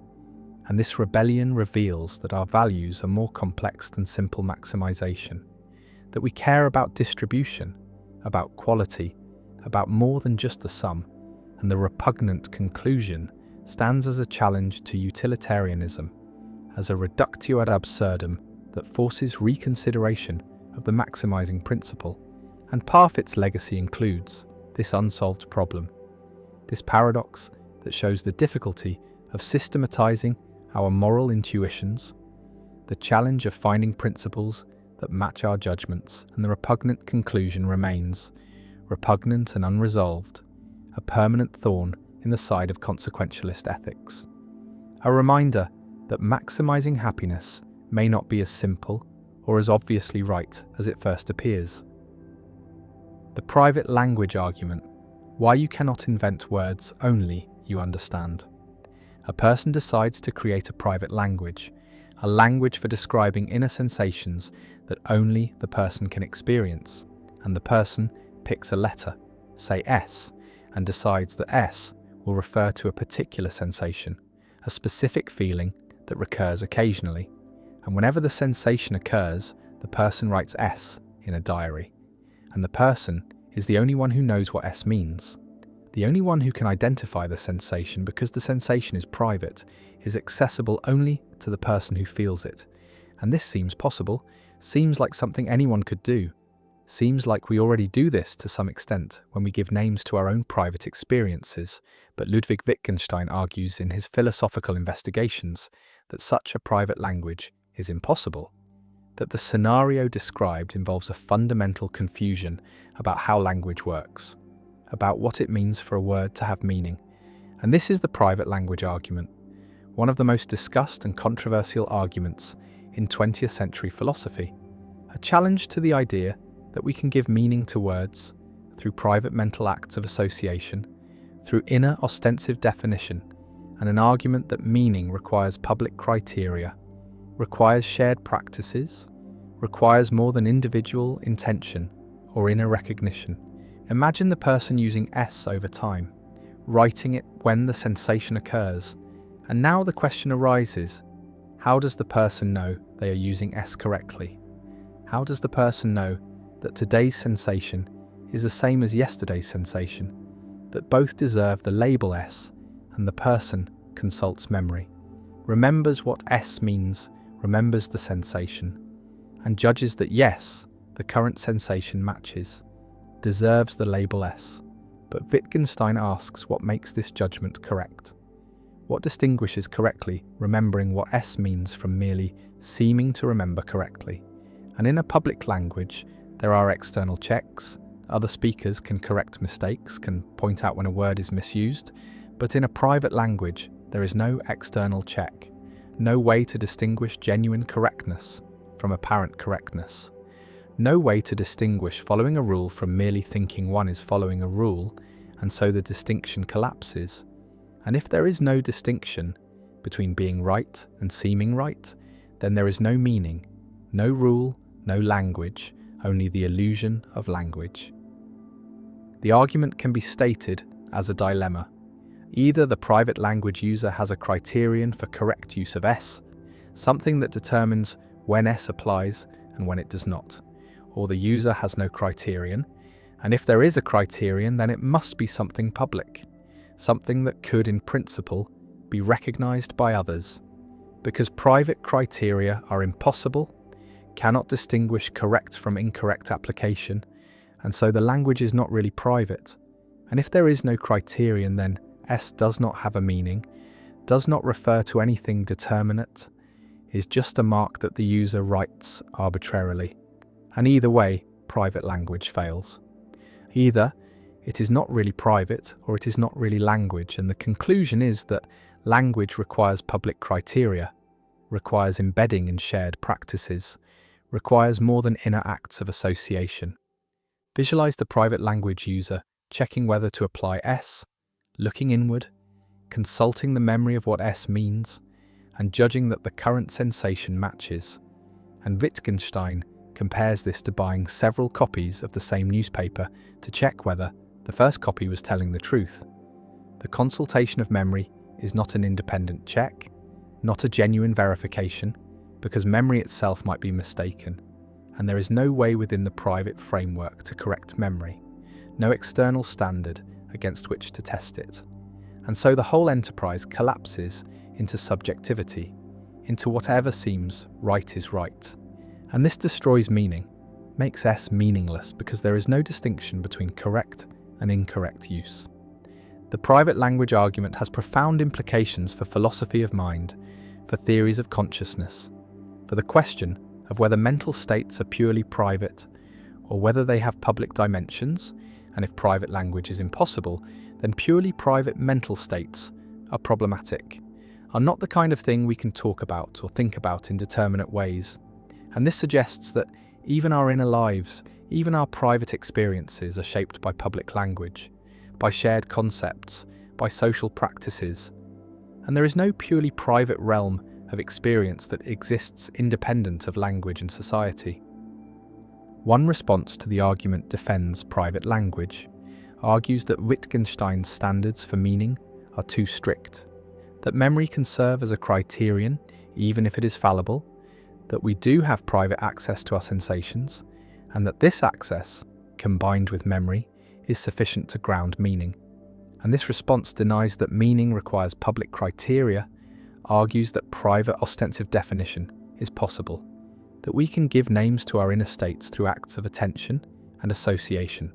And while these names might be incorrigible, might admit of no external check, they are still meaningful, still refer determinately to experiences, and the private language argument fails to show otherwise. Another response accepts that individual private language is impossible, but argues that this does not threaten our understanding of consciousness or inner experience, because we do not actually use private language, we use public language to describe our inner states, and words like pain and sensation have public criteria, have behavioural and contextual conditions for application. And so there is no need for private language, no loss if private language is impossible, and the argument's conclusion, rather than being threatening, is liberating, shows that language is essentially social, that meaning is public, and that our inner lives are not sealed off, but are accessible through language and behaviour. A third response questions whether Wittgenstein's argument succeeds, argues that it proves too much, that if private language is impossible, then all language is impossible, because even public language requires individuals to remember meanings, to apply rules based on memory and judgment. And if memory is insufficient for private language, why is it sufficient for public language? And this response suggests that the private language argument creates a general skepticism about meaning that Wittgenstein himself would reject, that the argument needs to be refined to distinguish the legitimate role of memory in public language from the illegitimate role in private language, and making this distinction is difficult. The private language argument also connects to broader issues about rule following, about what it means to follow a rule, to do the same thing repeatedly, to continue a series, and Wittgenstein's point is that rule following is not a matter of inner interpretation, not a matter of grasping a meaning in the mind, but is a matter of practice, of training, of embedding in a community, and rules are constituted by practices rather than by mental states, and following a rule is doing what counts as correct within a practice, not doing what seems correct to an isolated individual. And this social account of rules shapes Wittgenstein's philosophy of mathematics, of logic, of language, and underlies the private language argument. The person sits with the diary with entries of S scattered through the pages, and the question remains whether S means anything, whether the person is using language or merely making marks. And Wittgenstein's argument says that without public criteria, without shared practices, without the possibility of correction by others, S is meaningless. The diary is not a record but a pretense, and the private language is not language at all. And the argument persists as one of the most challenging and important arguments in philosophy, an argument that has shaped discussions of meaning, of mind, of consciousness, and of the relationship between language and reality. And whether the argument succeeds remains disputed, remains a matter of ongoing philosophical debate, but its influence is undeniable, has changed how philosophers think about private experience, about meaning, about the conditions that make language possible, and the private language argument endures as a permanent challenge to Cartesian conceptions of mind, to the idea of a purely private inner realm, and to theories that ground meaning in individual mental acts rather than in public practices. And the diary sits closed, the S entries unreadable, meaningful, or meaningless depending on whether Wittgenstein is right, and the argument remains powerful and controversial, a landmark in 20th century philosophy. The problem of other minds, how you know anyone else, is conscious. You observe a person crying, tears streaming down their face, and you infer that they are sad, that they are experiencing the subjective feeling of sadness, the inner emotional state. And this inference seems natural, seems obvious, but philosopher Bertrand Russell asks what justifies it. What evidence proves that other people have minds, have consciousness, have inner experiences like yours? And the evidence is purely behavioural. You see the tears, hear the words, observe the actions, but you never directly experience another person's consciousness, never feel their pain or see their thoughts. And so the inference from behaviour to consciousness is not logically certain, cannot be proven beyond doubt. And it is logically possible, conceivably, though perhaps not believably, that other people are unconscious automata, zombies who behave as if conscious but have no inner life. And this possibility, however remote, reveals that our knowledge of other minds is inferential, is based on analogy to our own case.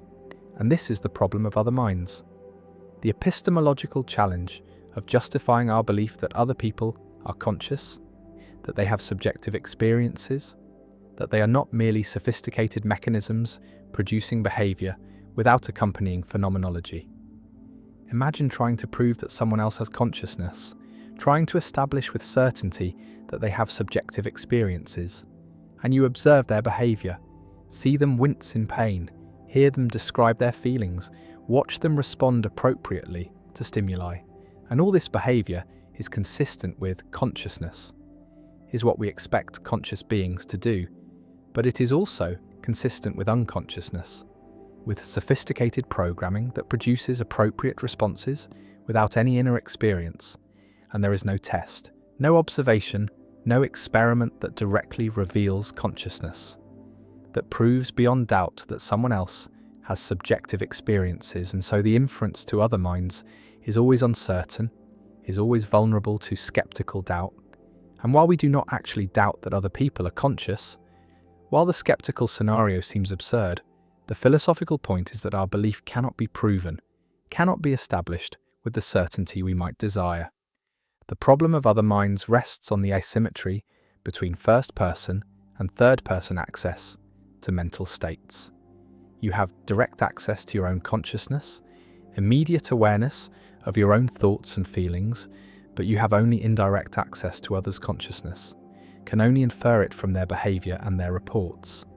And this asymmetry creates an epistemological gap, a gap between what you can know with certainty about yourself and what you can know about others, and crossing this gap requires inference, requires reasoning from observed behaviour to unobserved mental states.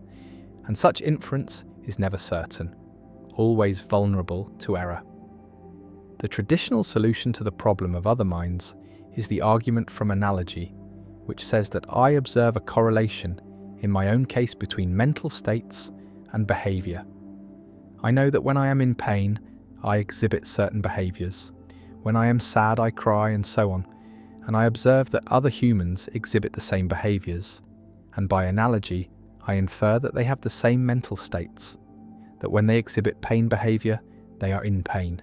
And this analogy is strengthened by the similarity between my body and their bodies, by the fact that we share similar physiology, and so it is reasonable to infer that we share similar mental lives.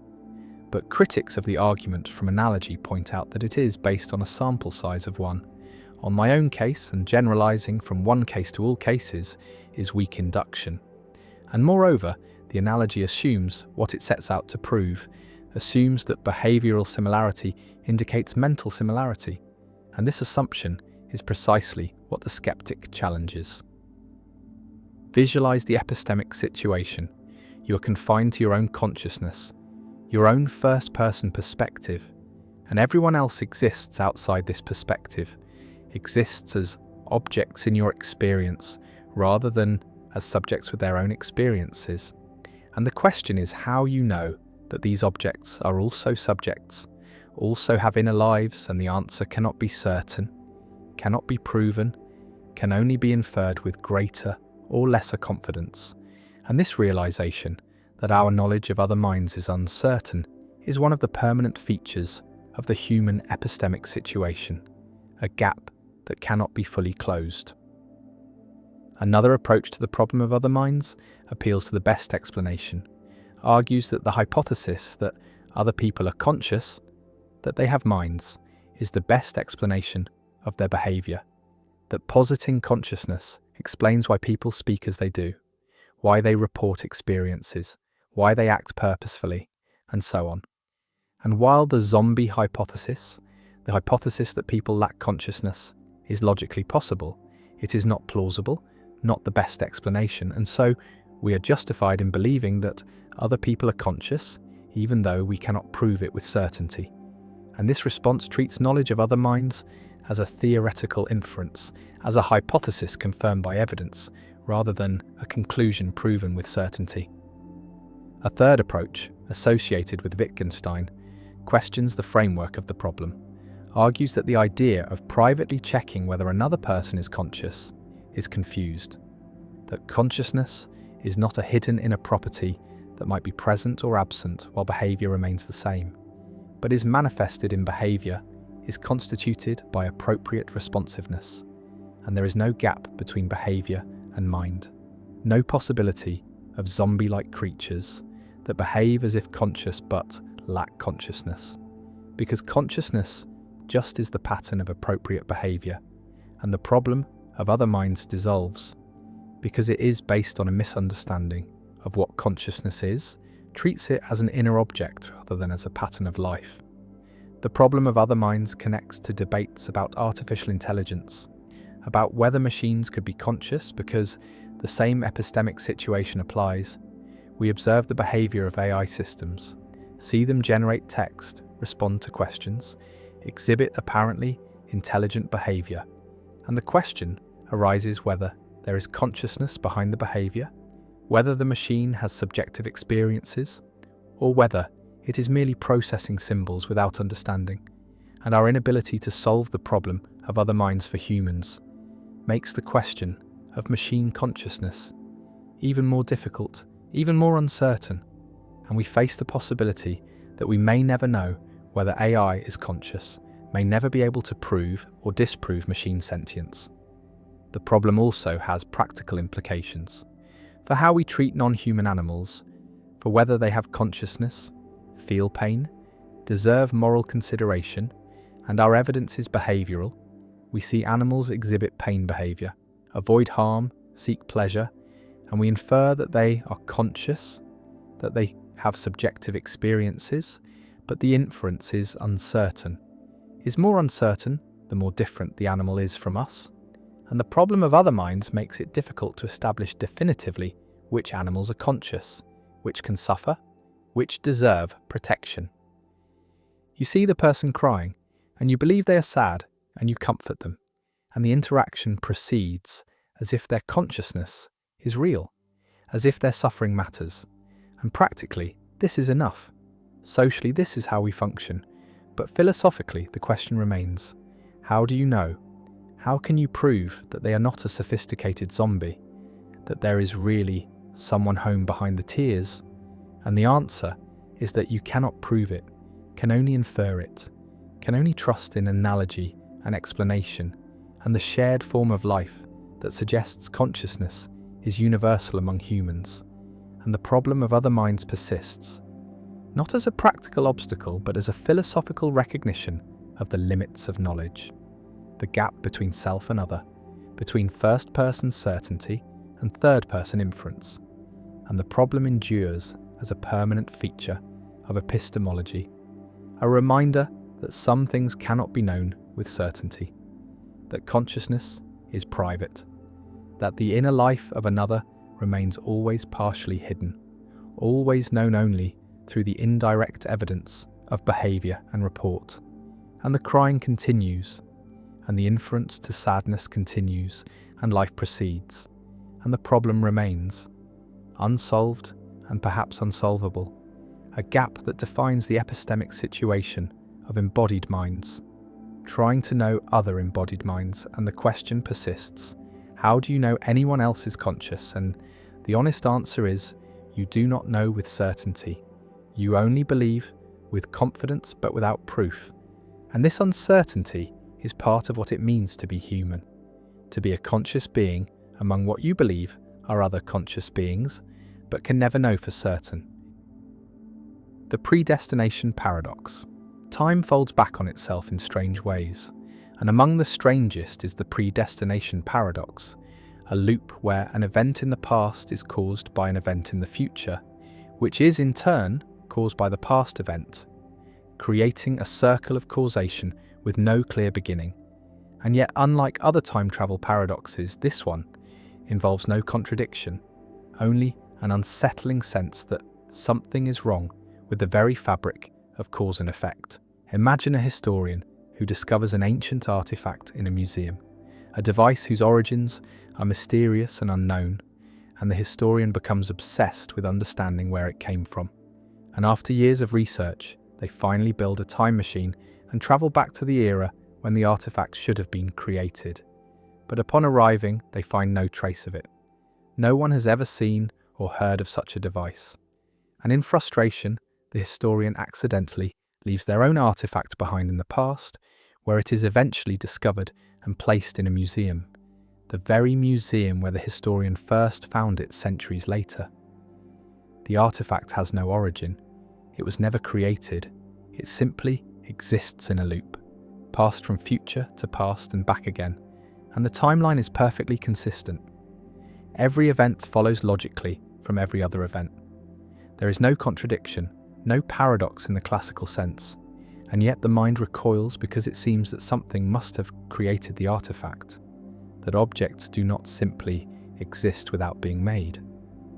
The predestination paradox is closely related to the bootstrap paradox, but it emphasizes a different aspect of the problem, the idea that events can be predetermined by time travel, that the past is fixed not because of physical laws, but because travelers from the future have already shaped it, and any attempt to change history is doomed to fail because the changes have already happened. They are already part of the timeline. Consider a time traveler who learns of a great disaster and travels back to prevent it, but every action they take to stop the disaster instead contributes to causing it. Their warnings are misunderstood, their interventions backfire, and in the end, the disaster occurs exactly as history recorded. Because the time traveler was always part of that history. Their presence was always woven into the events, and there was never any other possible outcome.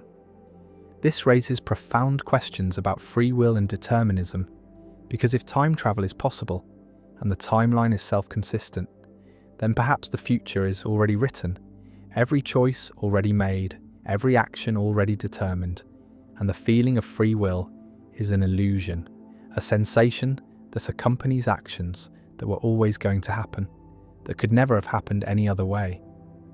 Some physicists embrace this view, arguing that the universe is a block where past, present, and future all exist simultaneously, and that time travel simply reveals what was always true, that history is immutable, that the timeline is a fixed structure, and we are merely moving through it, experiencing events in sequence, but unable to alter them. Others find this vision disturbing, a denial of agency, a suggestion that nothing we do matters because it has all already been decided, and they seek alternatives. Perhaps in the many worlds interpretation, where every time travel event creates a new branch, or in models where time is more fluid and the past can genuinely be changed, though such models often struggle to avoid contradictions. The predestination paradox also appears in ancient mythology and philosophy, in the story of Oedipus, who tries to escape a prophecy but instead fulfills it through his very attempts to avoid it, in the idea of fate and destiny that pervades many cultures, the sense that some events are meant to be, that the future shapes the past as much as the past shapes the future. The paradox lingers as a reminder that time is stranger than it appears, that causation may not be as simple as earlier leading to later, that loops and circles might be woven into the structure of reality, and that the question of whether the future is open or closed, whether we are free or determined, may be inseparable from the question of whether time travel is possible, and if so, what kind of time travel the universe permits. The 5 phenomenon, why motion is an illusion your brain creates. 2 lights flash in sequence. First, one light turns on and off. Then a moment later, another light nearby turns on and off. And yet what you perceive is not 2 separate flashes, but a single light moving from the first position to the second. Continuous motion where there is none. Smooth travel through space that never occurred. And this is the 5 phenomenon, discovered by Max Wertheimer in 1912, a fundamental illusion that reveals how the brain constructs the perception of motion, shows that motion is not simply detected from sensory input, but is created, is synthesized by the visual system from discrete static images. And the 5 phenomenon is the principle behind movies and television, where still frames flashed rapidly create the illusion of continuous motion, where characters seem to move smoothly when they are really just a sequence of frozen images.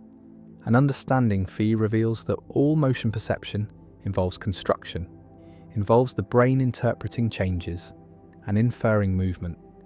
And motion is not a basic sensory property, but is a higher level interpretation, a perceptual inference that usually corresponds to reality, but can be fooled, can be triggered by appropriate sequences, even when nothing actually moves. And the 5 phenomenon stands as evidence that perception is actively constructed rather than passively recorded, that what we see is not simply what is there, but is what the brain interprets as being there. Imagine the experimental setup. 2 dots on a screen, separated by some distance, and the first dot appears briefly, vanishes, then after a short delay, the second dot appears, and if the timing and spacing are right, you do not see 2 sequential flashes, but see 1 dot moving from the first position to the second, sliding smoothly across the space between them.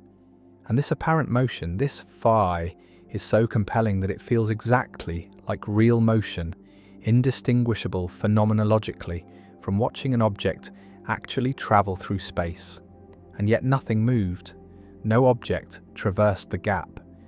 There were only 2 separate stationary flashes, and the motion exists only in your perception, is constructed by your brain from the temporal sequence.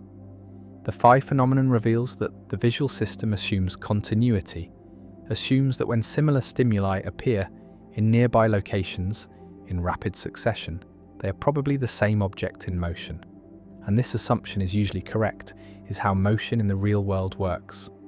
Objects move continuously from place to place, and perceiving them as moving requires detecting this spatio-temporal pattern, and the visual system has evolved to detect this pattern efficiently, to infer motion from sequences of static retinal images, and phi exploits this mechanism, presents the pattern without the actual motion, and the brain responds as it normally does, constructs motion perception, and the illusion demonstrates that motion is not directly given in sensation, but is computed from changes in position over time. Visualize motion perception as involving motion detectors, neurons that respond to changes in position, to objects moving across the visual field, and these detectors can be activated by real motion or by appropriate sequences of static stimuli. And Phi activates these detectors, creates the neural signature of motion without actual motion. And the brain cannot distinguish between motion signals caused by real movement and motion signals caused by Phi sequences. And so Phi creates genuine motion perception, creates the subjective experience of seeing something move. And this shows that motion perception is a neural state that can be produced by different causes, by real motion or by well-timed sequences. And the experience is the same, regardless of cause.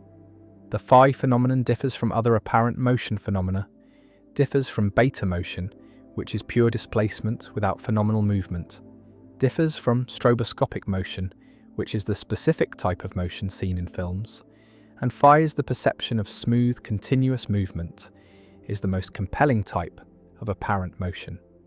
Most closely resembles real motion, and understanding the distinctions between different types of apparent motion reveals the complexity of the motion perception system, reveals that there are multiple mechanisms, multiple ways the brain computes motion, and Phi is one specific mechanism, the mechanism that creates smooth motion perception from discrete temporal sequences. Gestalt psychologists like Wertheimer used Phi to argue against elementalist theories of perception, against theories that said perception is built up from simple sensations combined according to associations, and Phi shows that perception is not a sum of elements, not a combination of two flashes, but is a holistic interpretation, is motion that emerges from the relationship between flashes, and the whole is different from the sum of parts. And this Gestalt insight-shaped psychology influenced how perception came to be understood as involving organization and interpretation rather than simple sensation.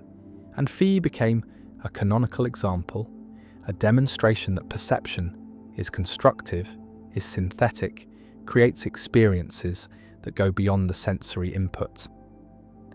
The Phi phenomenon also has philosophical implications for understanding consciousness and qualia, because the motion you experience in Phi is phenomenologically real, is indistinguishable from real motion, and yet no motion occurred in the stimulus. And this raises questions about the relationship between experience and reality, about whether experiences are always caused by corresponding physical events. And Phi shows they are not, shows that the same experience can be caused by different physical processes, by real motion, or by sequential flashes. And this supports functionalist theories of consciousness, supports the view that conscious experiences are not tied to specific physical substrates, but are computational states that can be realized in multiple ways. One implication of Phi for film and animation is that smooth motion can be created with relatively low frame rates. As long as frames are spaced appropriately in time and space, the Phi phenomenon will create smooth motion perception. And this is why movies work at 24 frames per second, why television works at similar rates. The temporal gaps between frames are short enough that Phi fills them in, creates continuous motion, and filmmakers exploit Phi to create realistic movement, to make still images come alive. And understanding Phi has been crucial to developing motion picture technology, to optimizing frame rates and timing. Another implication concerns perceptual boundaries, concerns what counts as seeing motion versus what counts as inferring motion, because Phi feels like seeing motion, feels like direct perception, not like making an inference or having a belief. And yet Phi is constructed, is synthesized by the brain from discrete inputs, and this raises questions about where perception ends and cognition begins, whether the boundary is sharp or gradual, whether there are clear distinctions between seeing and thinking, or whether perception shades continuously into cognition. And Phi sits on this boundary, is simultaneously perceptual, immediate, and phenomenologically direct and cognitive, involving complex processing and interpretation.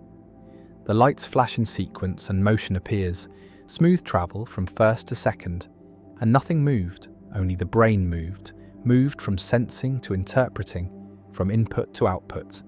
And phi emerges, motion created from stillness, continuity created from discontinuity. And the phenomenon reveals the constructive nature of perception, reveals that experience is not a mirror of reality, but is a model constructed by the brain, a model that usually tracks reality accurately, but can be manipulated, can be triggered by artificial sequences. And the phi phenomenon endures as one of the foundational discoveries in perceptual psychology, a demonstration that motion is not given but is made, is not detected but is computed, and every motion you see, real or apparent, involves this same computation, this same construction, and phi makes the construction explicit, shows that what seems most immediate, most directly perceived, is actually mediated, is processed, is inferred, and motion is an illusion, a useful, accurate illusion usually, but an illusion nonetheless. And phi reveals this and the lights flash on. The problem of universals, why redness exists everywhere and nowhere. A philosopher observes that multiple objects share properties.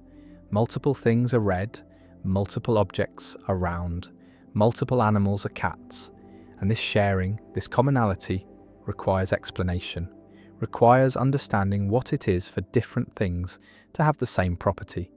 And this is the problem of universals, one of the oldest and most fundamental problems in metaphysics.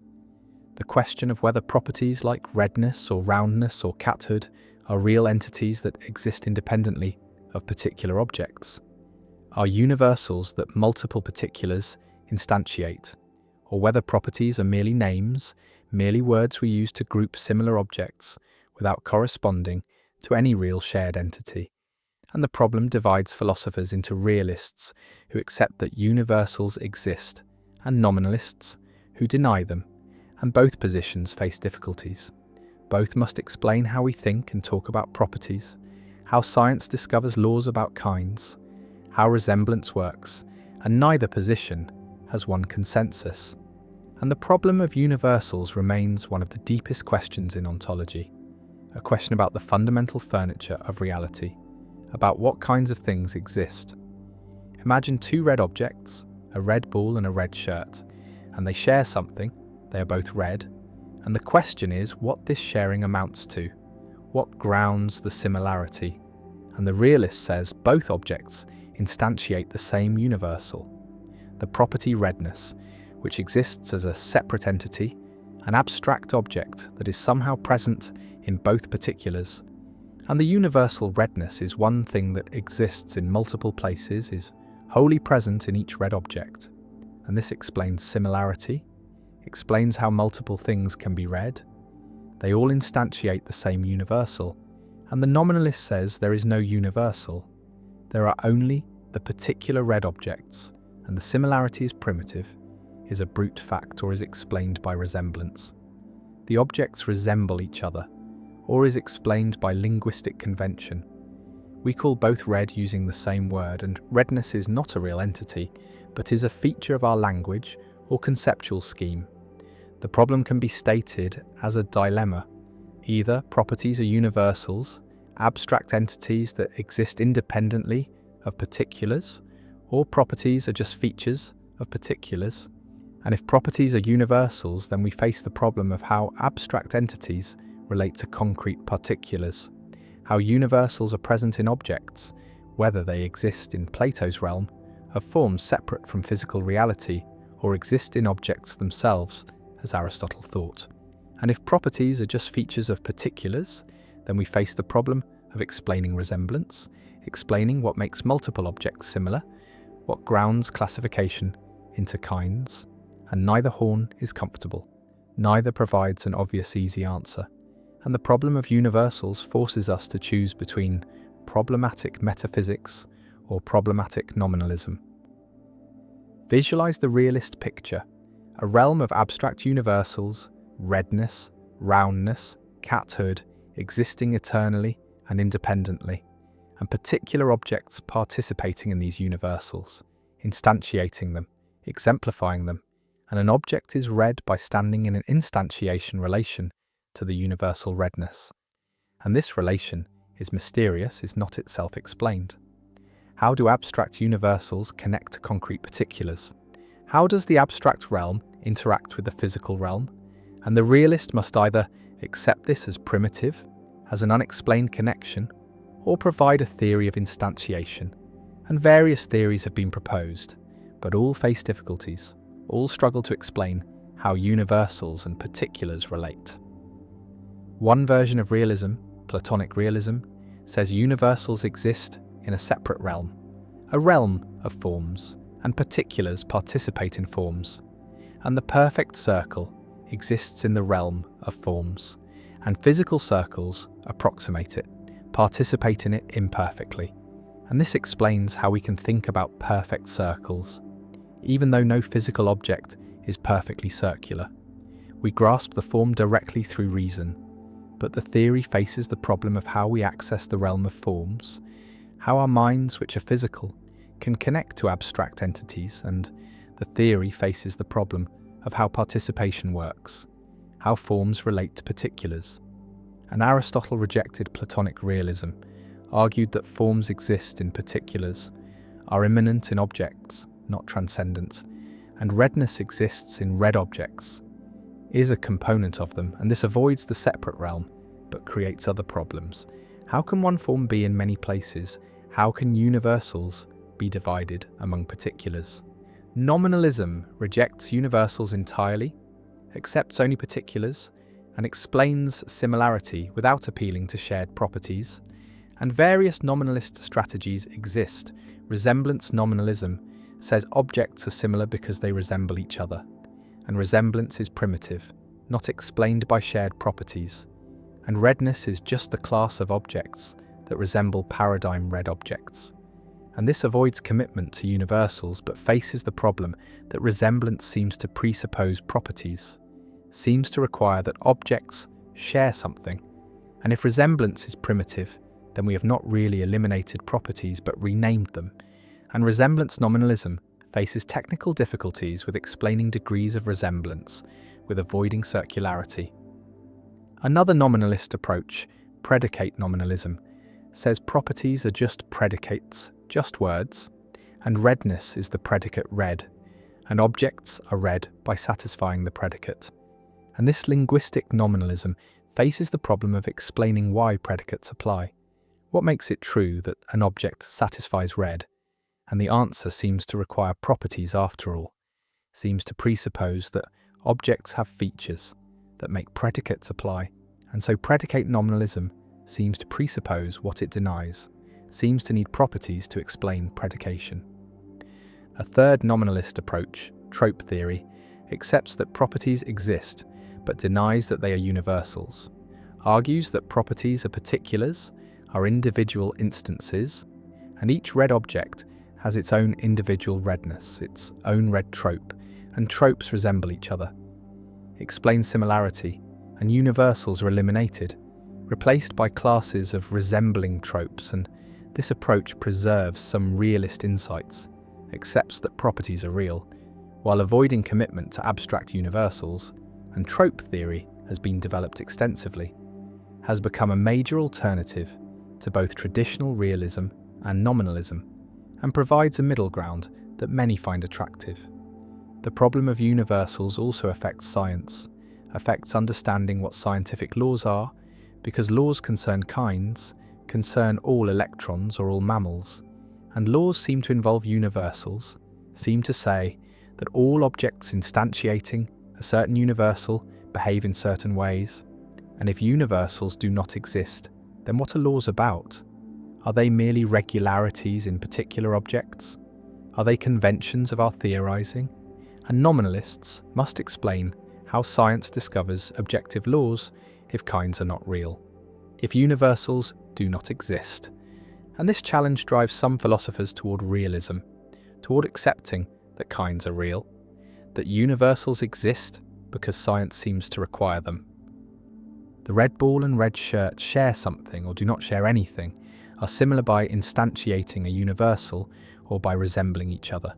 And the problem of universals asks which, asks what properties are, whether they are real entities or linguistic conveniences, whether redness exists in Plato's heaven or in particular red things, or only in our conceptual scheme.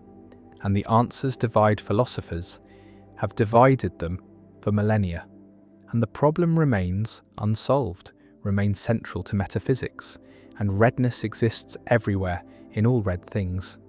If realism is true, and nowhere if nominalism is true, and the problem persists, ancient and unresolved, a permanent fixture in ontology, a question about whether reality contains abstract repeatable entities, or only concrete unrepeatable particulars, and the universals wait, existing or not existing, and the problem endures.